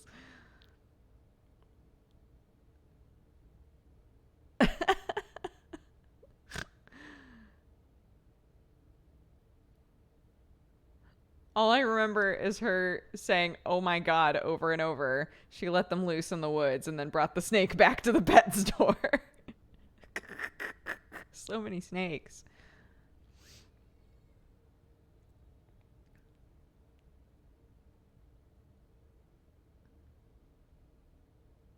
It's really funny. Jesus.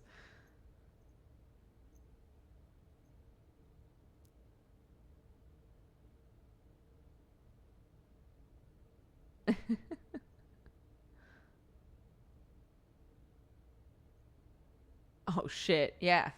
That's where the snakes on the plane came from. That snake army. They stuck together.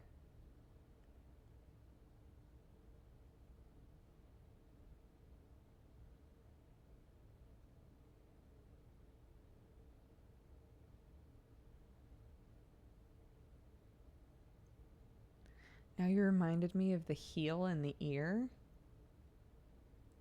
The heel in the ear? Sam Jack said he'd do more snakes on the plane.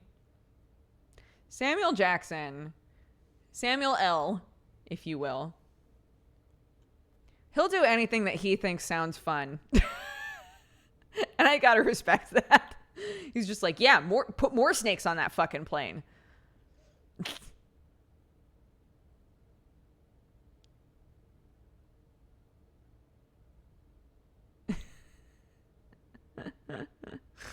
So silly. I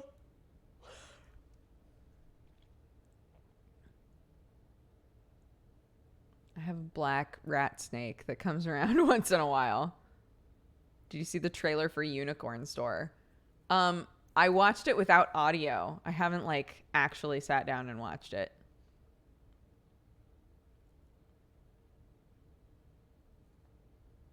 He's the most earning actor of all time. Chase what you love, man. He's the Jenna Marbles of movies, basically. Yeah.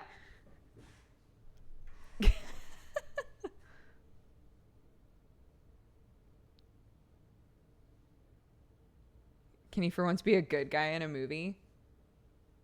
He is a good guy in movies.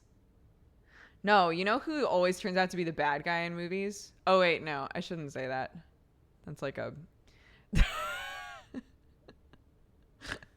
Then anytime you guys go watch a movie with that guy, you would be like, I bet he's the bad guy. So I'm not going to say anything. Never mind. Never mind.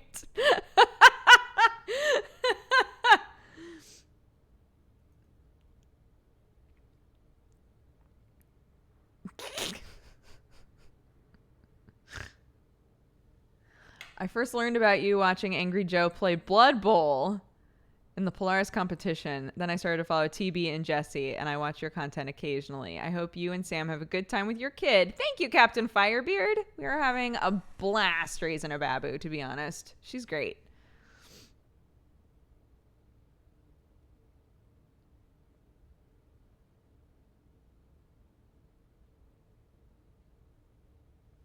How do you find Angry Joe before Dodger? Angry Joe's huge.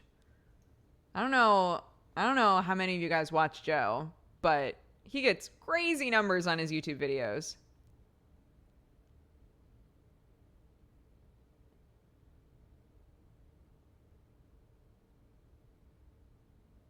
You have very fun emotes. Thank you. They're all done by our lovely bud Danny. Oh my god, I need to actually write that down though. A yike emote, right? What would it be? What would a BTTV yike emote be?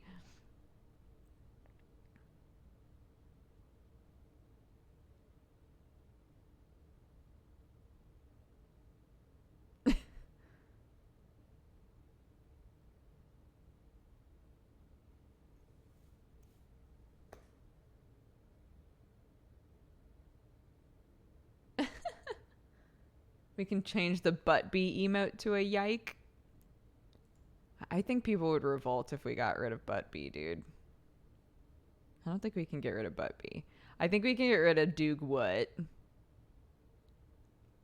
Keep in mind that anything we get rid of here can still stick around on Discord, or we can just transfer it to BTTV.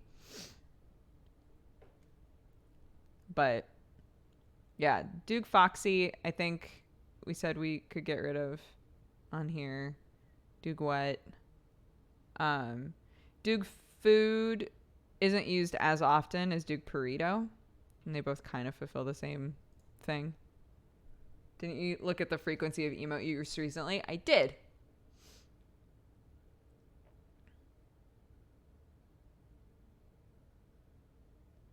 Mango has a purpose, though.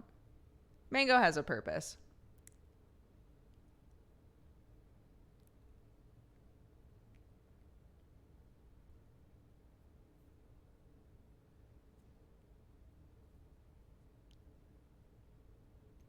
I've thought about having us change the diva one to not be diva. Have it be like literally the exact same face, but not be diva. I don't know.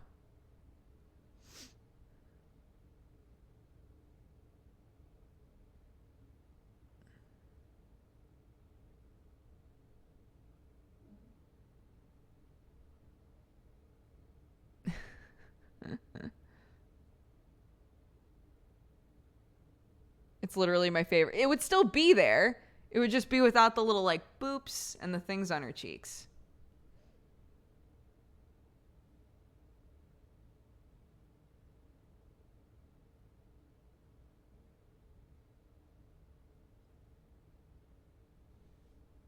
I didn't know that those were Diva and Junkrat for the longest time. Diva from Overwatch.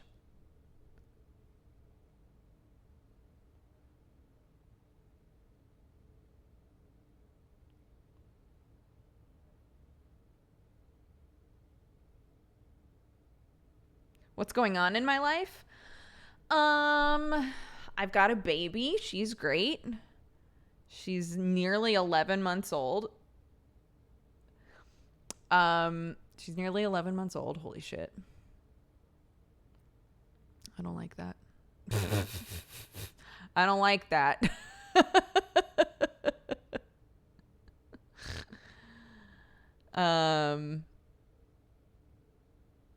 Yeah. That's it. That's mostly it, man. I've got a baby and I'm raising her and she's great. And I'm trying to work more hobbies back into my life. So that I don't just spend my evenings sitting and spacing out. Although there's value in that. There's value in that too. I just don't want to do it every night, right? So it's been nice. I've been cooking more and I've been doing language stuff and did some art stuff last night. All of that feels nice. I made a little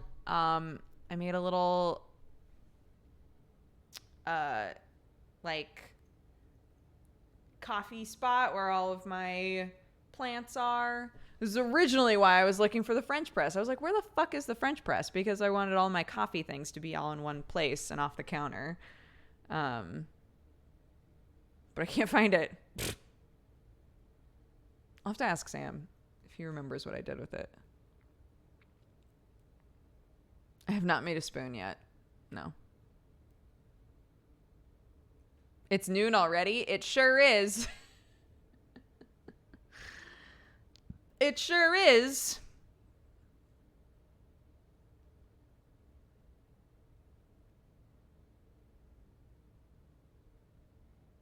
Stamp collecting. That doesn't have any, I don't know. I don't have any real draw toward like actively collecting things. I feel like you could pick up knitting. I used to crochet a lot. But I never learned how to do anything like kind of complex, really. But I used to really enjoy crochet. I never learned how to knit. How about felting? My mom got into that. Yo, I've actually really wanted to try felting. I want to make a witch hat.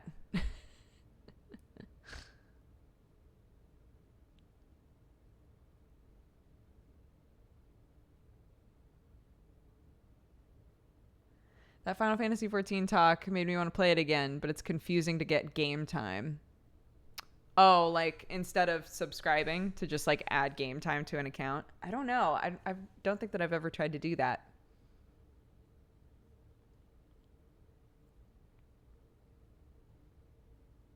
Not actively collecting things. What about your mugs? I don't look for mugs to add to a collection. I just wind up with a lot of mugs.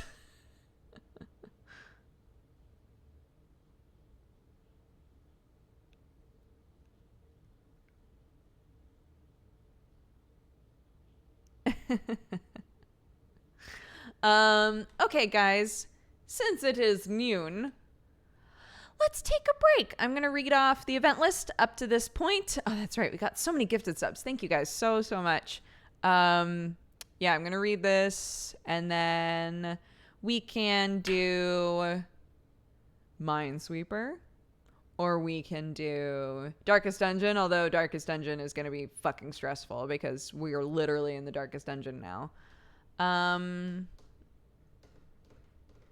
Yeah. Or something else. I don't know. We can talk about it. Let's see. Willard Mittens, thank you very much for subscribing. Welcome to the Cat Gang. Punch Sucka, thank you for the 20 months. Goatee and Glasses for the 26. Fight Groth for the 9. Happy Twitch baby. Magic Mango, thank you so much for the 9 as well. Happy Twitch baby to you. Melistats, thank you so much for the 1 year. Happy anniversary. Thank you so much for all the support. Patty McBee, thank you for the 28. J Panda for the biddies. Jazz Jackrabbit for the 33. Functional Monkey, thank you for the 3. River Rat for the 2 years. Happy anniversary to you as well. Pumpkin Mayhem, thank you for the 29. To one and only Stevie for the 4 years. Holy shit. Happy anniversary, guys. Thank you so much, all of you, for supporting me. I appreciate it. Grumpy German, thank you for the 33. Jonich for the 11. Racebark for the 33. Aegon for subscribing. Welcome to the Katogangu. Sedator for the 8. J Panda for subscribing. Welcome to the Katogangu as well. Stefanoff, thank you for the 55. Zephyrus 1 for the 33.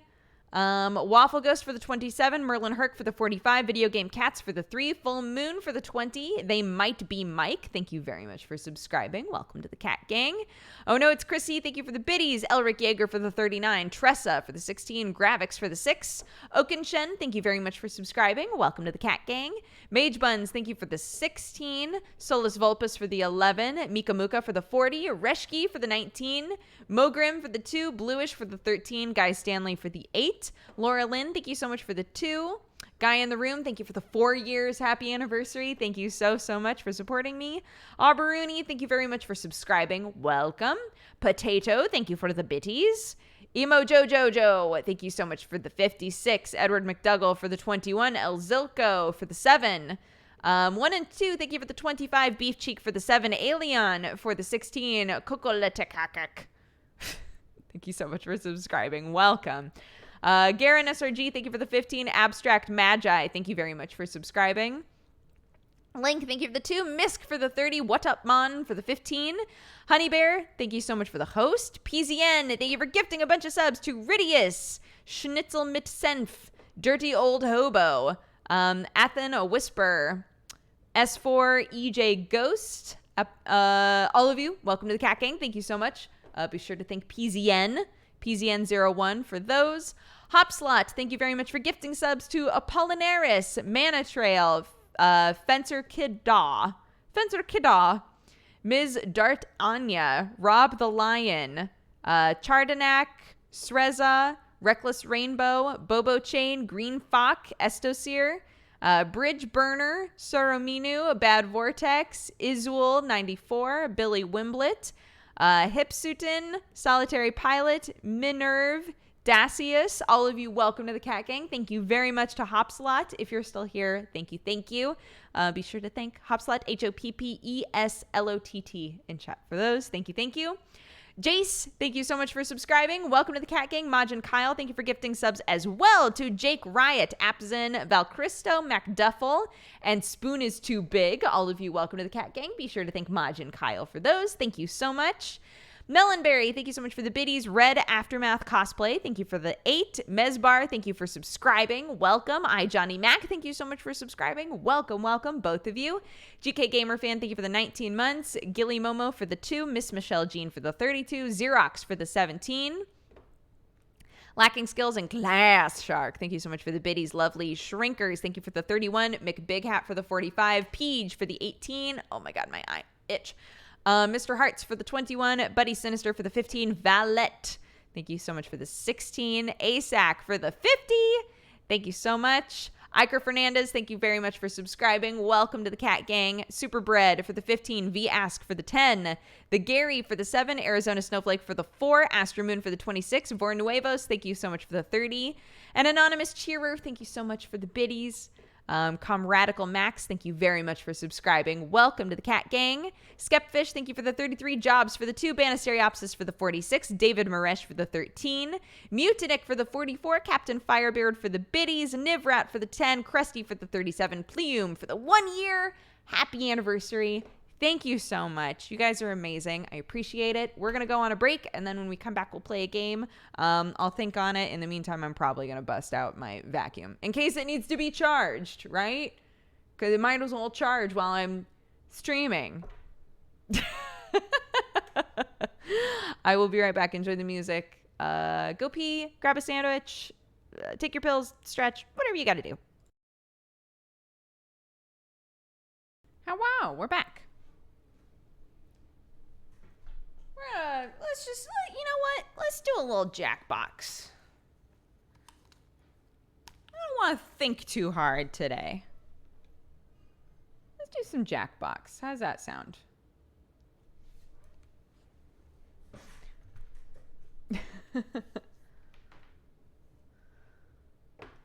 My vacuum is charging. I will report back. And if those of you who are like, I got a cordless vacuum and it fucking sucks, if I feel the same, I will let y'all know. Because I, unlike Cry, am not paid off by Big Vacuum. I will tell you the truth. Isn't it supposed to suck? Wait, oh, sorry. The angle's wrong on this. Hold on. And moves. Okay, hold on.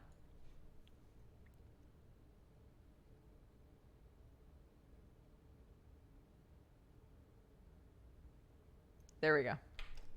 Cool.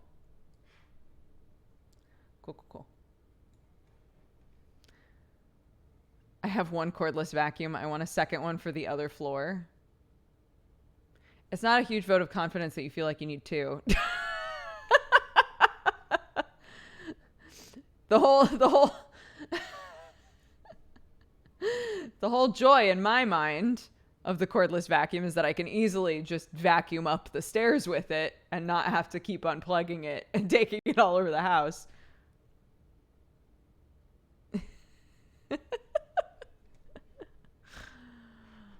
Oh, goodness. Okay.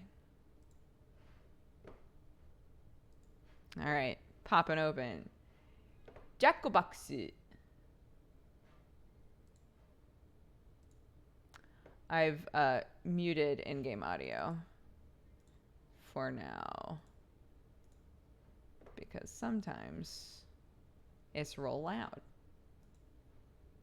So if you're not hearing anything, that's fine. Let's do Party Pack 4 because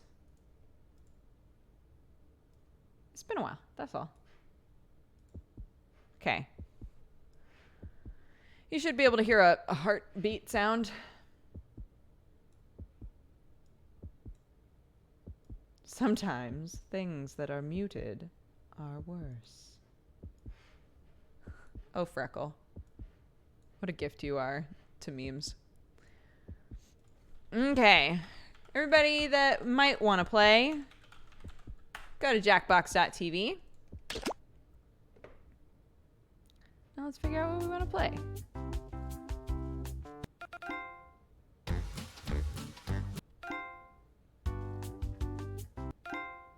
I'm trying to remember what all of these are.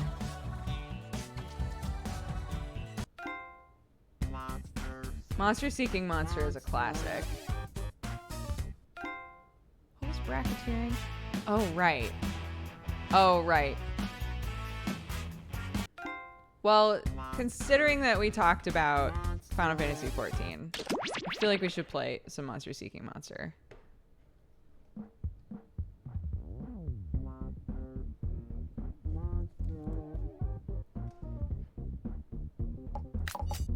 Settings. Full screen, audience, extended timers. Great. All right. I'm gonna hit play. It's gonna give me a code. I'm gonna enter the game, and then I'm gonna put the code into chat, so you're all getting it at the same time.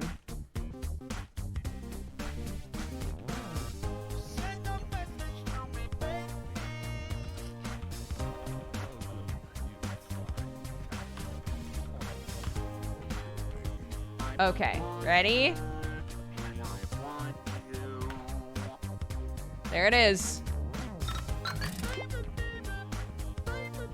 Yeah. Yep. I didn't get in fast enough. You guys got in before me. I hit enter at the same time that I hit that. Okay, wait. I'm so sorry to any of you who got in.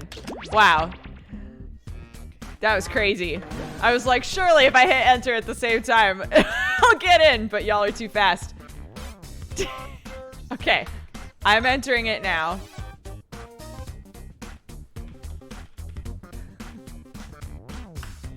There you go. Hey. Oh my god. Amazing.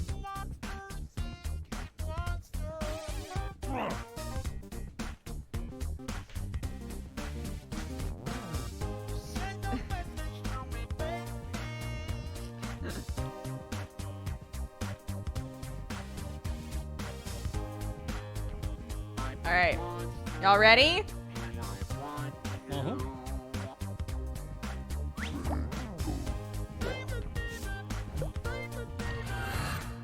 Welcome to Monster Seeking Monster. How's the volume? I'm your host, Felicia the Teeth Gnasher, which is why I have this retainer. I'll be hosting 6 nights of frightful flirting, where you'll try to convince other players to go out with you by sending them secret messages. Each night, you'll chat with other players before locking in the one person you want to date that night. If that person picks you back, you go on a date and both earn a heart. At the end of the game, the monster with the most hearts wins. More or less. Did I mention you're all secretly monsters? Check your devices now to see your secret powers and how you can earn bonus hearts if you put them to good use. Oh, and you can date the audience, which is collectively controlling this player by voting on everything they do. This is going to be so much fun, and in no way gross or weird.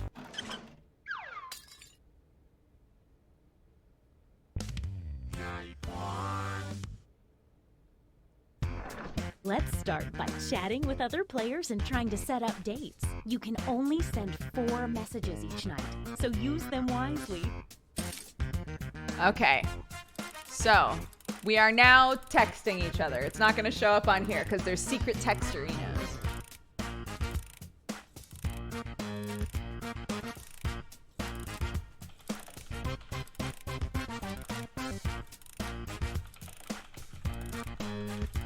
Oh, the audience's first message is automatically sent to everyone each night. And it shows up here on the screen, too. Isn't that fun?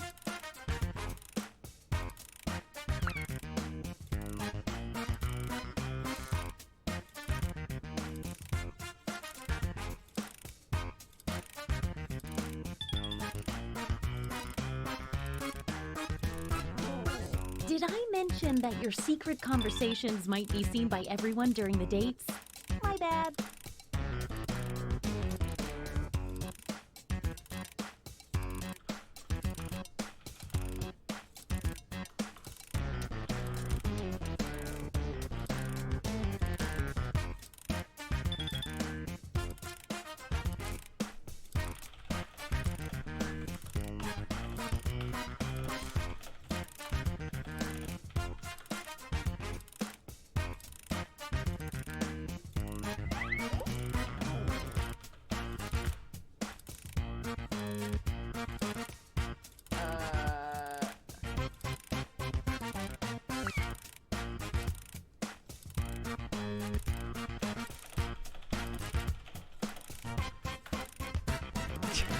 Great.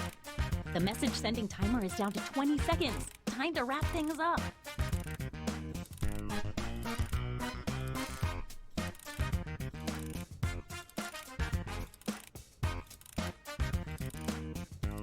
This is a game called Monster Seeking Monster that is in Jackbox Party Pack 4. Sorry, time's up. Now, on your device, pick the one person you hope you're going on a date with tonight. This is like some wonderful nightmare.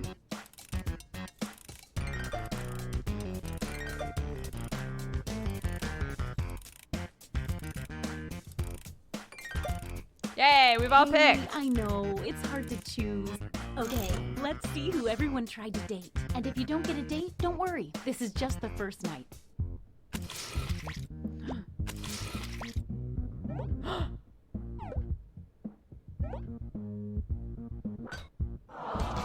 I'm sorry. I'm sorry, chat. Don't go yet. There's more.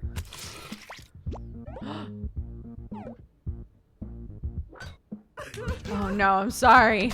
You thought that one little message was going to work, huh?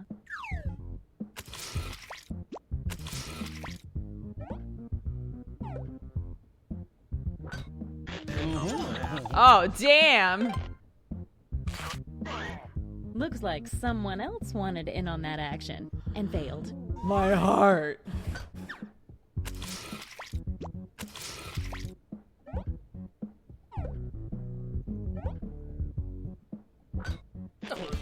Oh no! Poor butt sauce. Stay right there. There's more.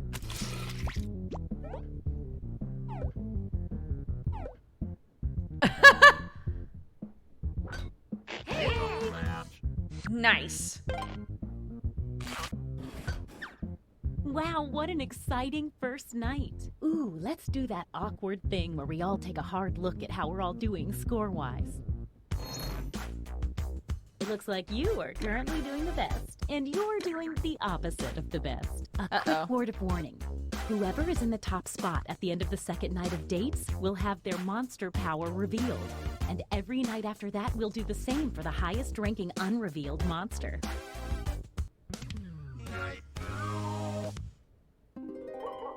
Oh, just an FYI, there's a full moon out tonight. Maybe that affects you. Probably it doesn't. You can double check your monster ID if you can't remember. Game face on, chat. We all know how this works by now. Message away.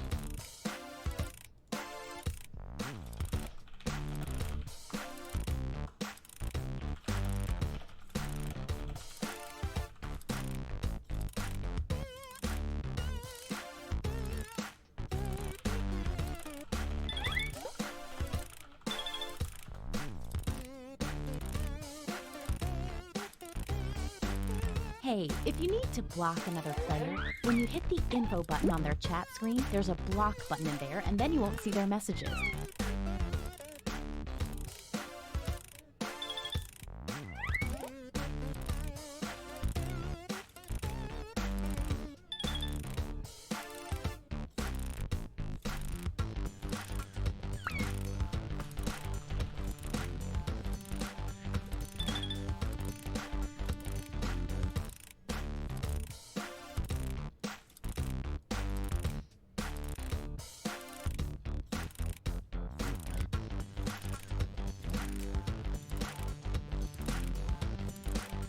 "20 seconds and counting."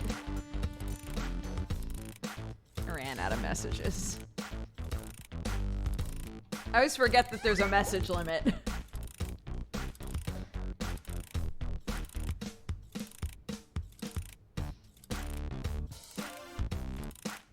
Okay, time's up.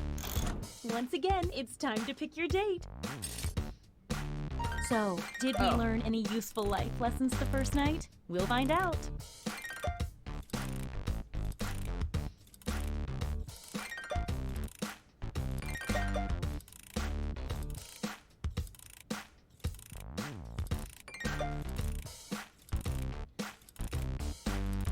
It's date time.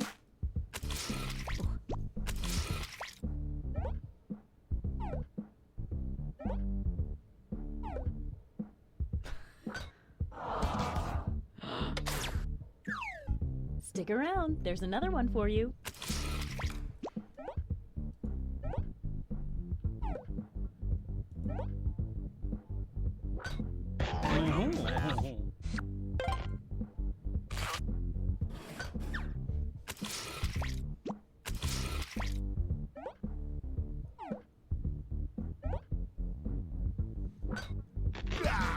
Oh, I got my date! Fuck yeah! We already know how this will go. Oh no! Oh, Angie!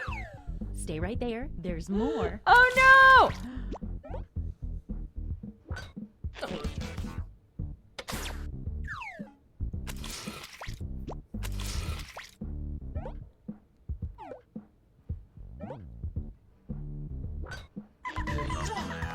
Nice.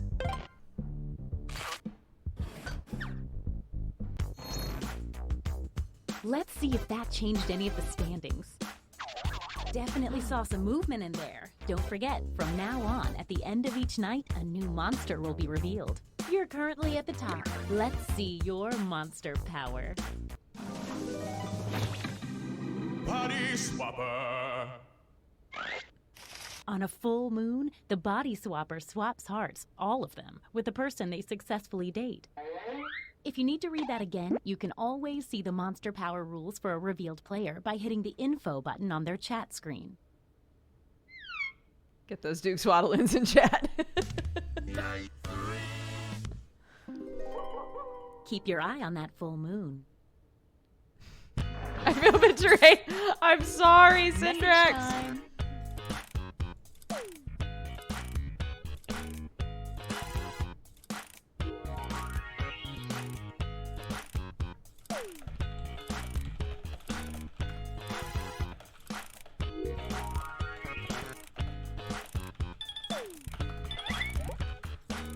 If the audience has no messages waiting for responses, they send their messages to me, and I show them to you.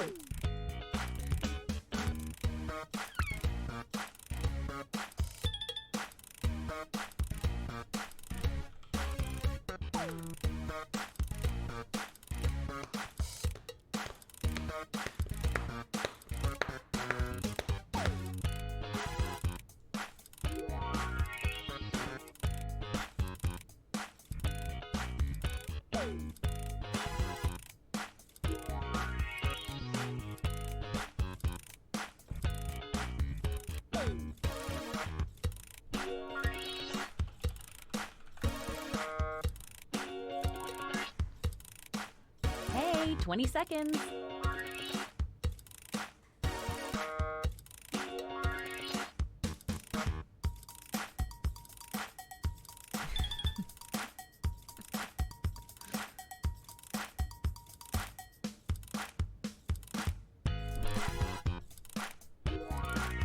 Oh, sorry. Time's up.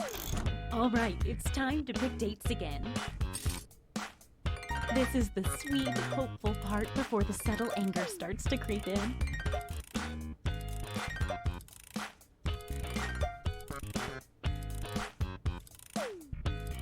Okay, let's see 'em.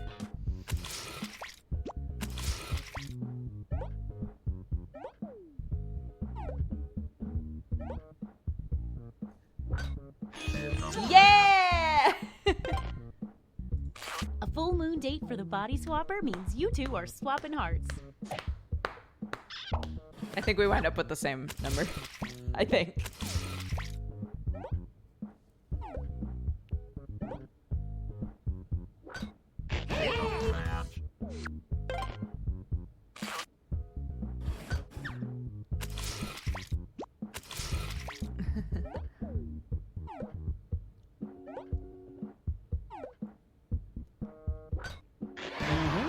Oh, audience finally found love.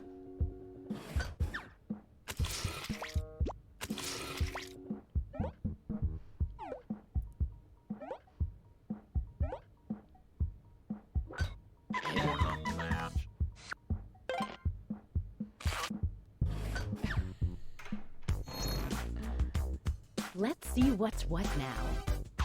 Well, some stuff definitely happened there.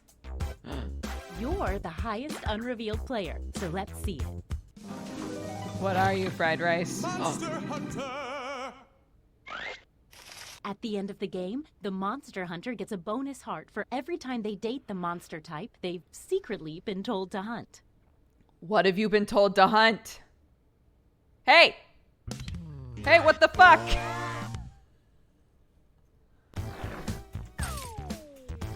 Get to messaging.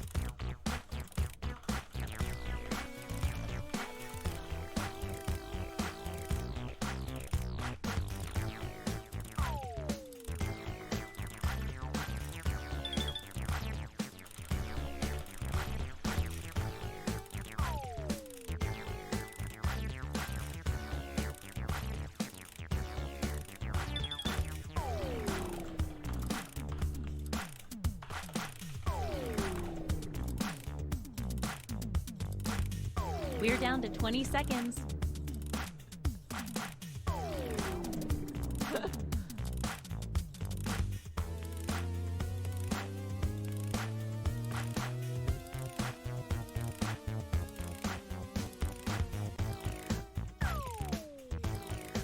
Okay, time's up.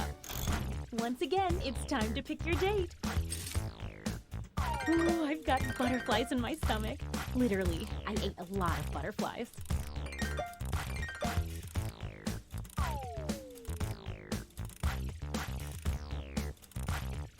Hey, I know, it's hard to choose, but if you don't pick anyone, it's date time.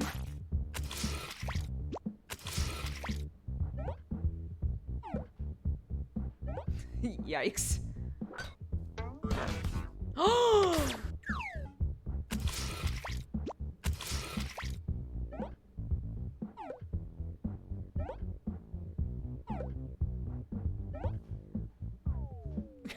Wait!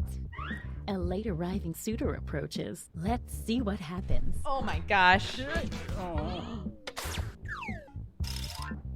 Everybody wants to date the audience. If you only get one message from someone, they're probably not that into it.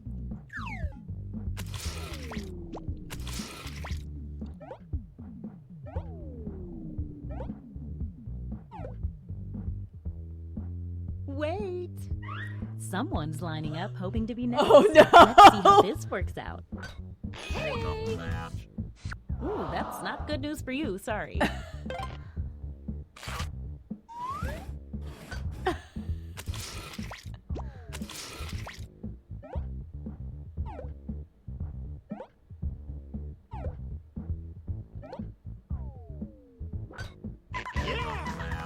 Amazing. A nice, fully developed conversation. Let's see if any of that changed the social pecking order. Ooh, things are moving. Ho ho. Okay, let's see your secrets.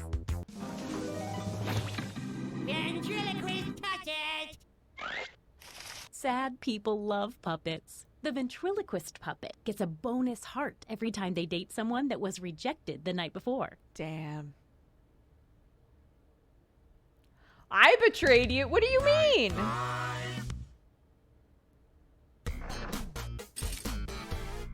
Message time. Okay.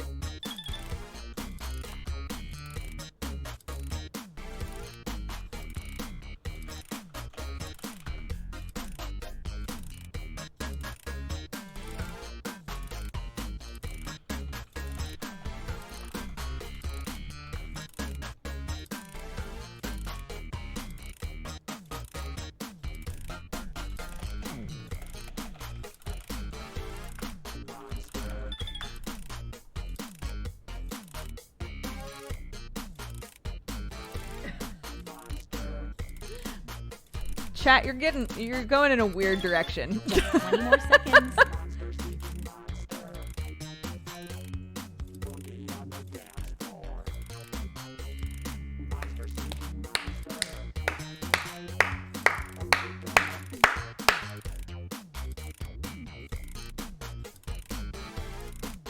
Oh, sorry. Time's up. All right, it's time to pick dates again. I haven't felt this nervous since I ate my family. Squeeze?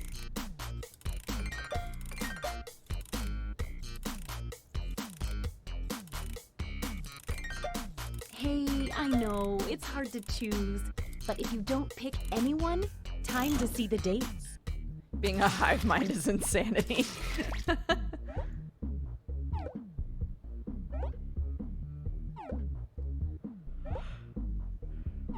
What?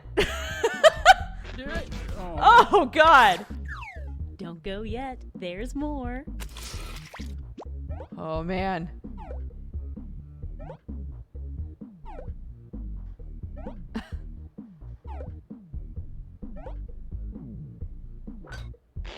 Oh! Finally. Audience and Angie got together.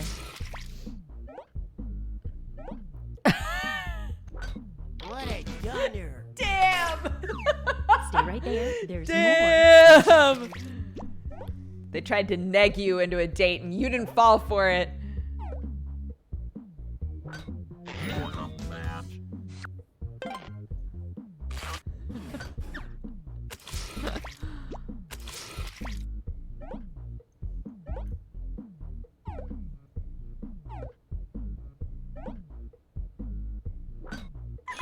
Yeah!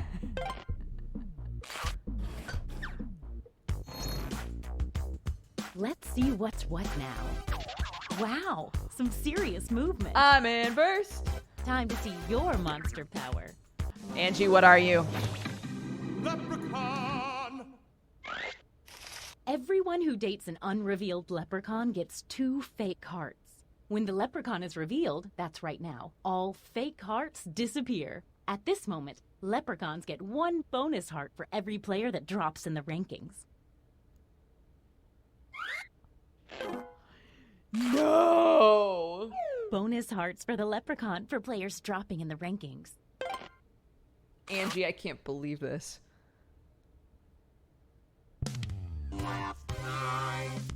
It's our last night together. Make it count. You We made get it to the 2 last hearts for night, dating Angie. now because it's such a special night. And there's a full moon. So fun. I can't believe this. Get to messaging.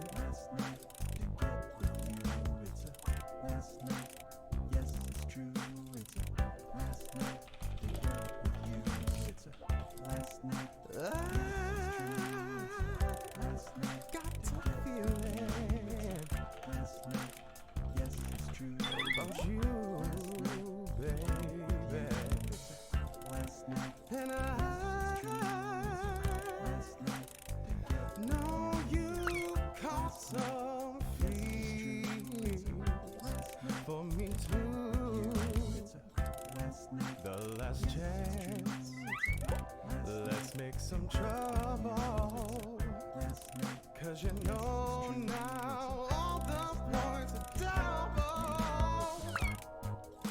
Tonight's the night, baby. Feelings right, baby.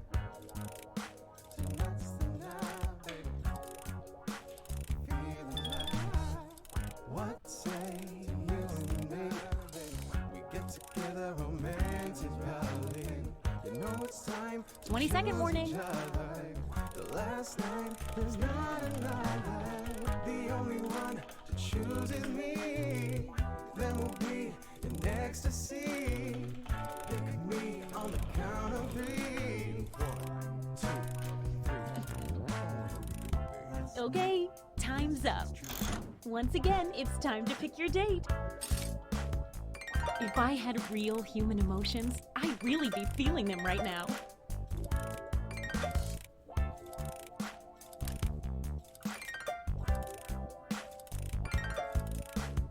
Hey, I know, it's hard to choose. Let's see those dates.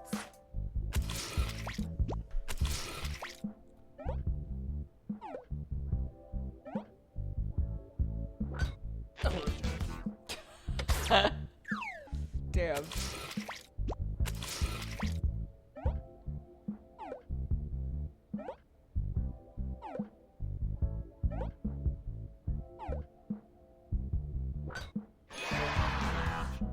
Yeah! Definitely thought I wasn't gonna get that one. Body swapper means you two are swapping hearts. Oh fuck, I forgot about that. And this means rejection for our extra lonely heart over there. I played myself.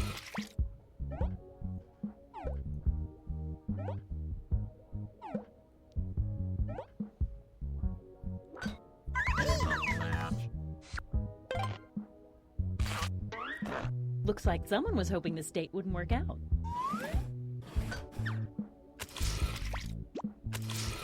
Well, yeah, all according to I know this ends Keikaku. badly. What a gunner. Let's see the almost final standings. One last thing. It's time for the after party. Time to reveal any remaining hidden monster powers. Let's see what you are. Vampire! Everyone the vampire dates becomes a vampire, and then so do the people they date. At the end, this vampire receives half a bonus heart for every vampire in the game. Werewolf! His is similar, I think. On a full moon, werewolves get a bonus heart for dating and then turn their date into a werewolf. But if a werewolf is rejected on a full moon, they lose half a heart. Mother! Oh no. The mother receives a bonus heart every night their child does not get a date. Witch!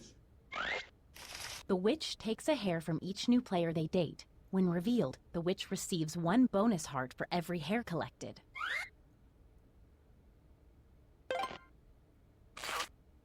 Damn.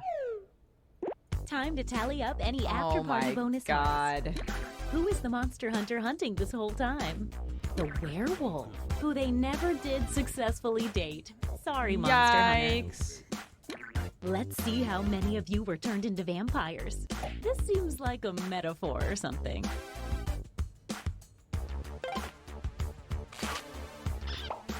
Let's see if anybody became a werewolf. No bonus hearts for that. I just like to know who's a werewolf. How does that affect the final standing? Damn.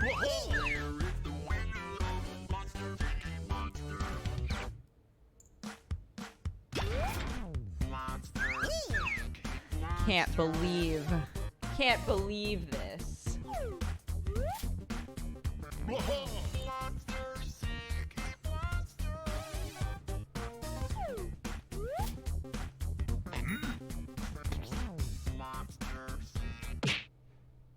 Damn.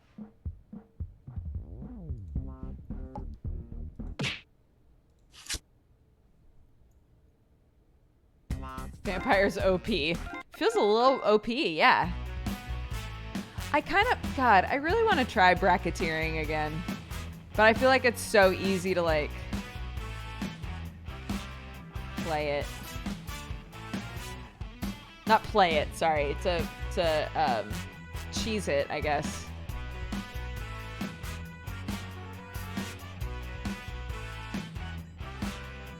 Let's try bracketeering again. Last time, everybody just made a Jesse Cox joke, and then the people who made the weirdest Jesse Cox joke won.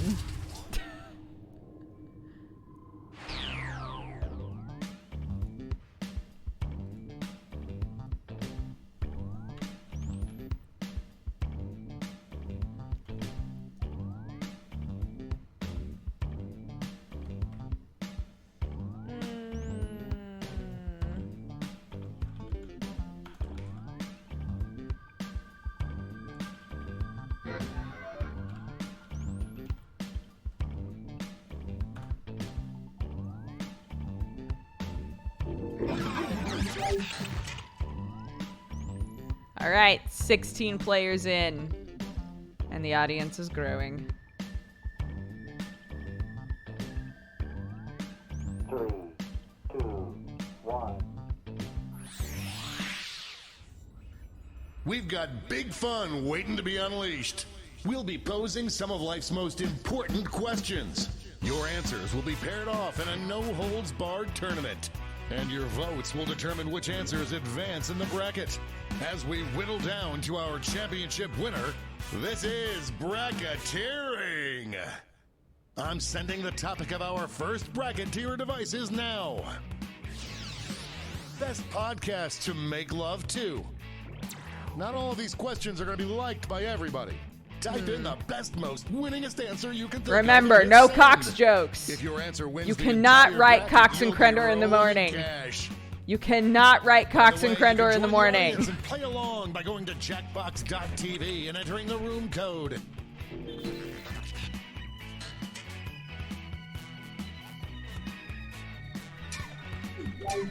Time's running out.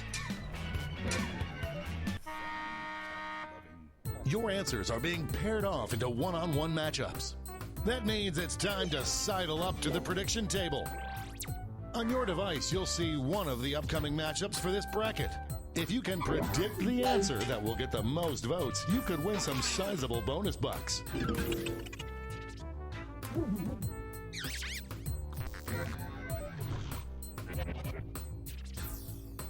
The predictions are in.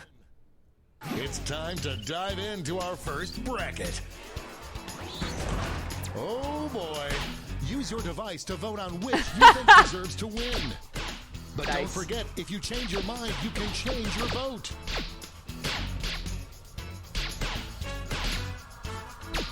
Just running out the clock now.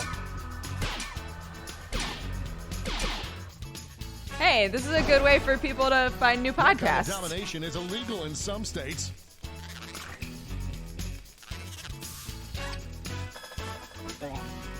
They have to be real, that's no fun. If you can just make up anything, then what's the point of it being specifically podcast? Next up, My Dad Wrote a Porno is a real seeing podcast. this.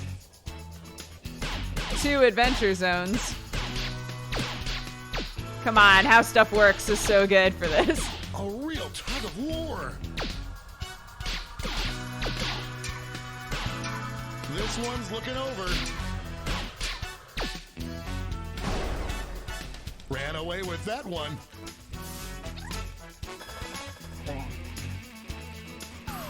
I don't know any of these podcasts. Now you can look them up. Why don't we see what's going on the other side of the bracket?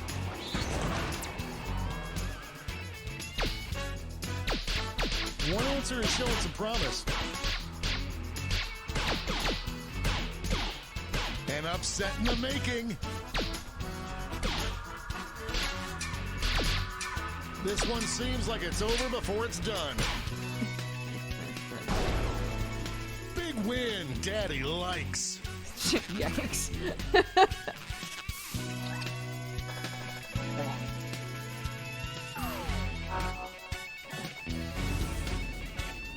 It's time to round out the bracket with this vicious matchup.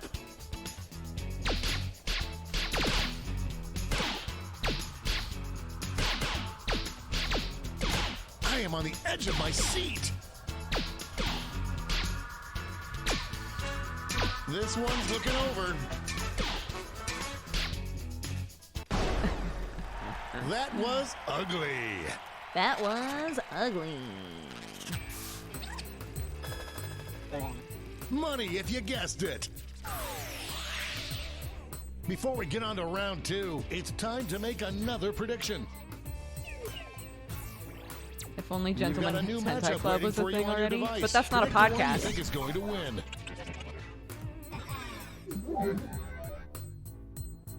The predictions are in. Let's jump back to our bracket for round 2. Oh.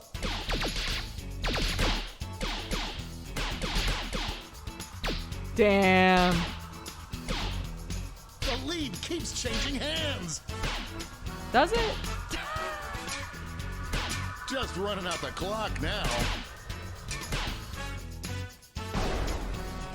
That victory will not require a recount, but I'm not allowed to talk about politics.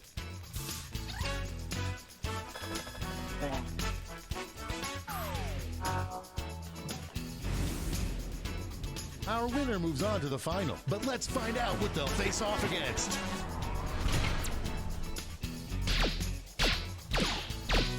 A clear favorite.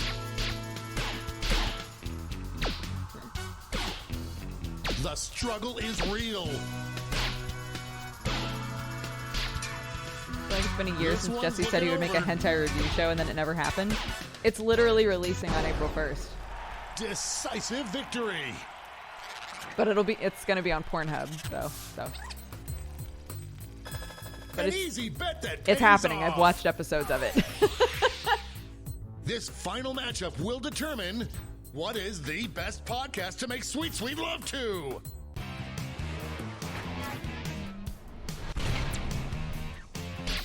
All right. Han. Ooh. Ooh. Ooh. It's really going back and forth. This one could be decided by a single vote. We have our first winner. 69 to 69. Mine made it to semifinals, so I'm happy with that. Wow, what a bracket. Let's see how the scores shook out. My favorite murder was mine.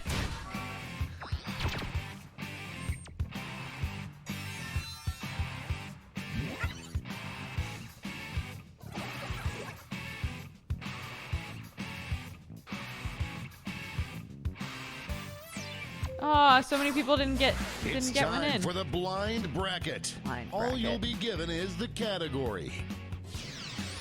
Name something you would find in your bathroom. Go ahead and write the first thing that comes to mind.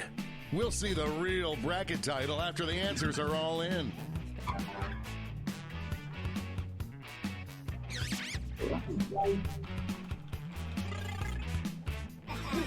Oh, I see.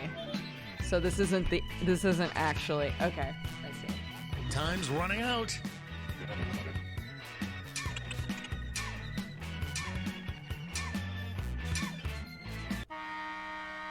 Let's see what this bracket is really about. Probably has the most germs on it. Time to get in those predictions. All right, yeah. Yikes.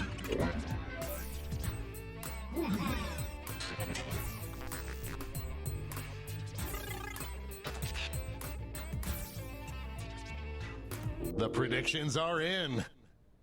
Time to get it on. All right, probably has the most germs. Clear winner.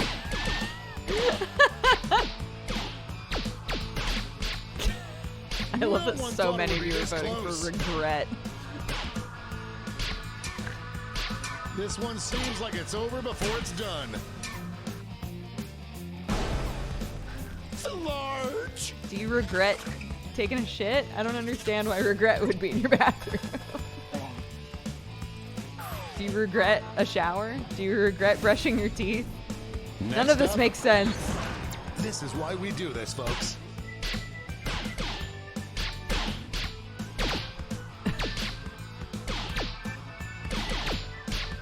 It's really going back and forth. Is it? Just running out the clock now. You will not be denied. Fact, right? Fact. Probably.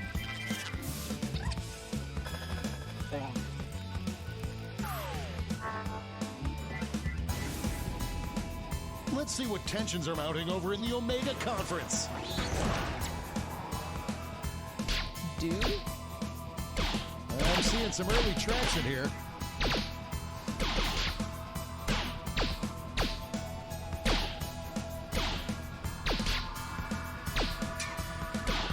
This one's looking over. Dominating win. Hey, buds. It's me, Stu.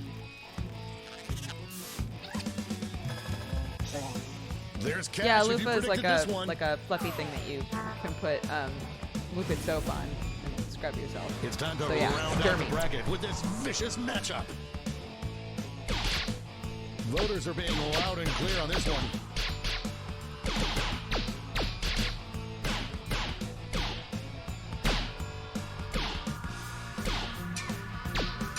This one seems like it's over before it's done. Oh, that win was so big you could hear it in the next state over.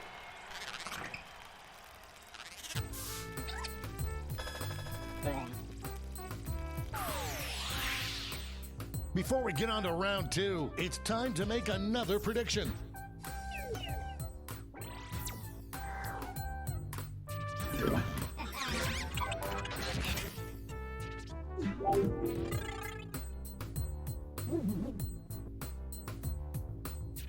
The predictions are in. Let's jump back to our bracket for round two. Oh, it doesn't get more contentious than this.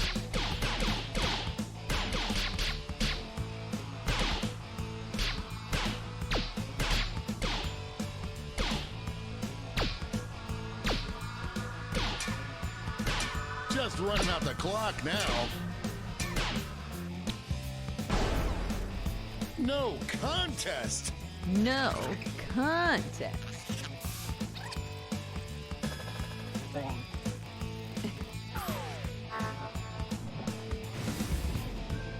One more match to determine our finals. Former teammates, will these two answers be able to stay focused on the matchup? Clown, I mean, look, even if the clown is alive, he's got a lot of germs. This one's looking over. Much like we have a lot of germs.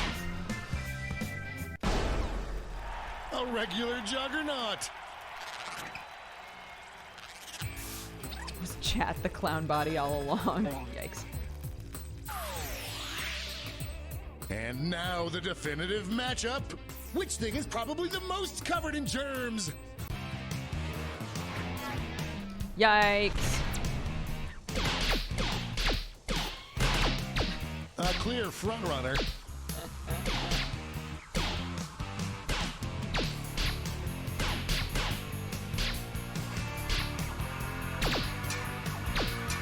This one seems like it's over before it's done. Like this. It's the same thing. This player is unstoppable.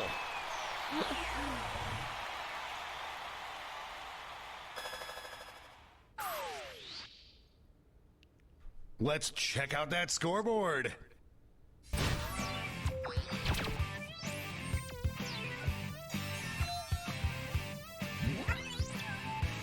Didn't do great that round. But I'm still in fourth. Can't complain. And now for the bracket you've all triple been waiting blind. for, What does the this mean? triple blind bracket. This bracket will change every single round. Let's start with a category. Oh, God. Just type in anything at all. Really, just type in anything. Who knows what crazy twists and turns this bracket will take?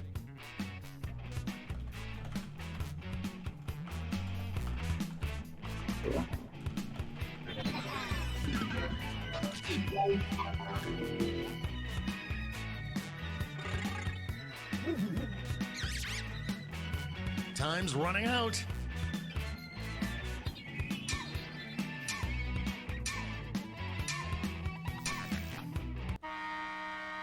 Let's see what we're dealing with. Best bet when answering any question on Family Feud. Time to get in those predictions. Best bet when answering All any cash is question doubled on this Family round, so make these Feud. choices count.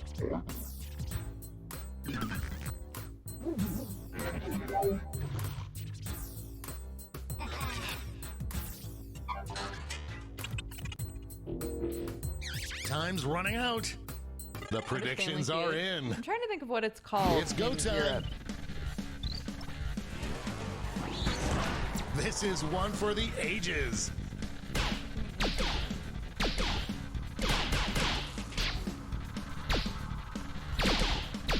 The lead keeps changing hands. It's the blank game, so it's like, or like Just the running out the clock survey now. game. So, My socks match my underwear. Family Fortunes. Yes, that's what it's called. Do people even watch Family Feud anymore? Yeah, people watch it a lot.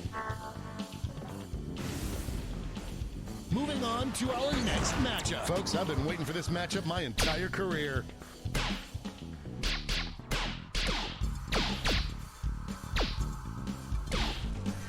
The struggle is real.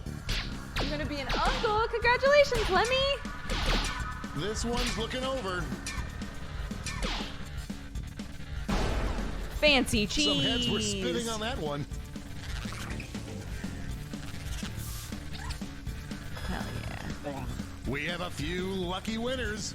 It wasn't my answer, but it was my prediction. Let's see what tensions are mounting over in the Eastern Conference.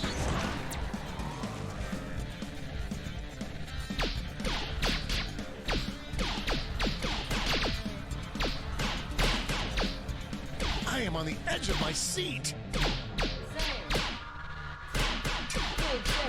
Just running out the clock now. Hallelujah!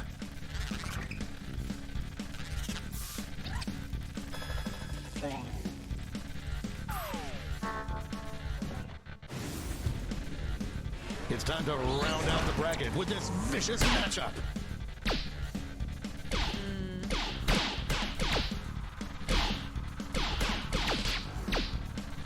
An upset in the making. Oh. An epic showdown. Whoa. Holy shit. Crunkety crank. Edge of my seat shit right there.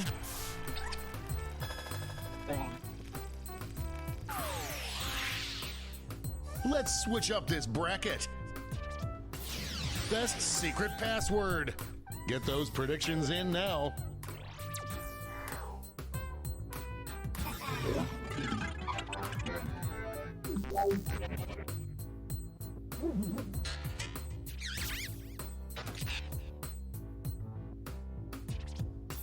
The predictions are in. Let's jump back to our bracket for round two. Both of these answers barely made it past the first round, and one of them isn't making it to the third round.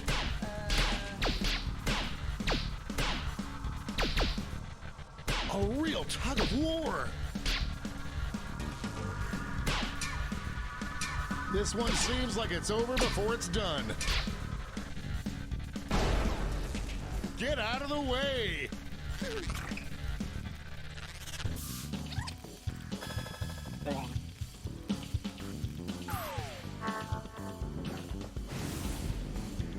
We're just one match away from our finals. It was touch and go for these two answers last round.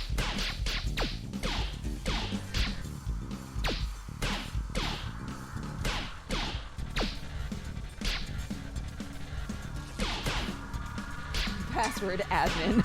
Just running out the clock now. That was a slaughter.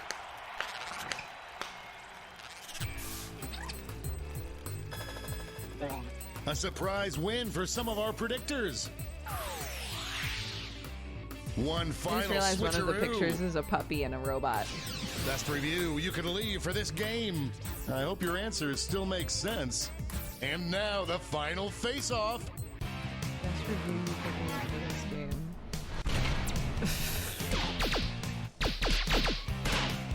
Potential winners A starts lot to of emerge. self-discipline. Basically, no I Jesse am on Cox the edge of jokes. my seat. Incredible. This one's looking over. That's how you do it.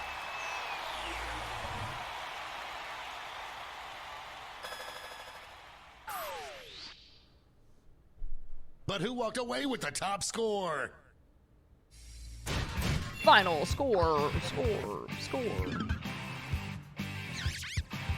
Well done, guys.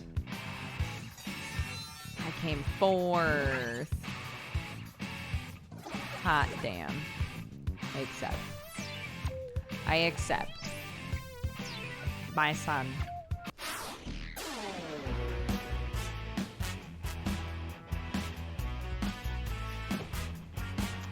I thought the podcast one was the best, to be honest. I'm gonna call it there, guys, because I'm feeling a little sick. I'm not sure why. So just gonna go and eat something and sit on the couch, I think. I don't know why. I feel like I ate something weird, but I haven't eaten anything today. So I don't know. I'm gonna wrap it up there, and we'll raid somebody. Let's see. Let that load up our follower list. And I'll read this off. Thank you so much to Queffin for the 27 months, Boiotis for the 8 months, J Jamjar for the 39, Venomancerus for the 34, Rory for the 9, happy Twitch baby.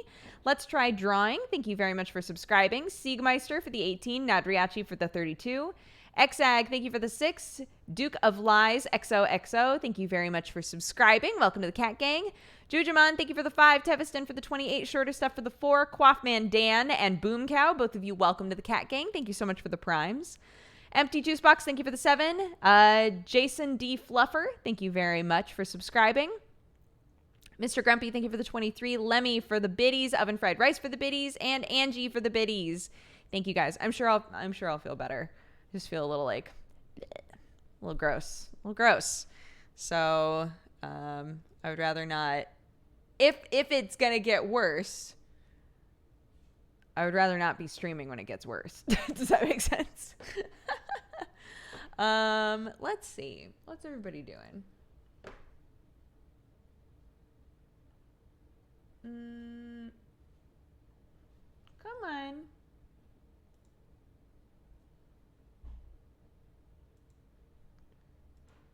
This isn't loading very well. I know that I'm streaming. Twitch, you silly. A lot of people playing Sekiro.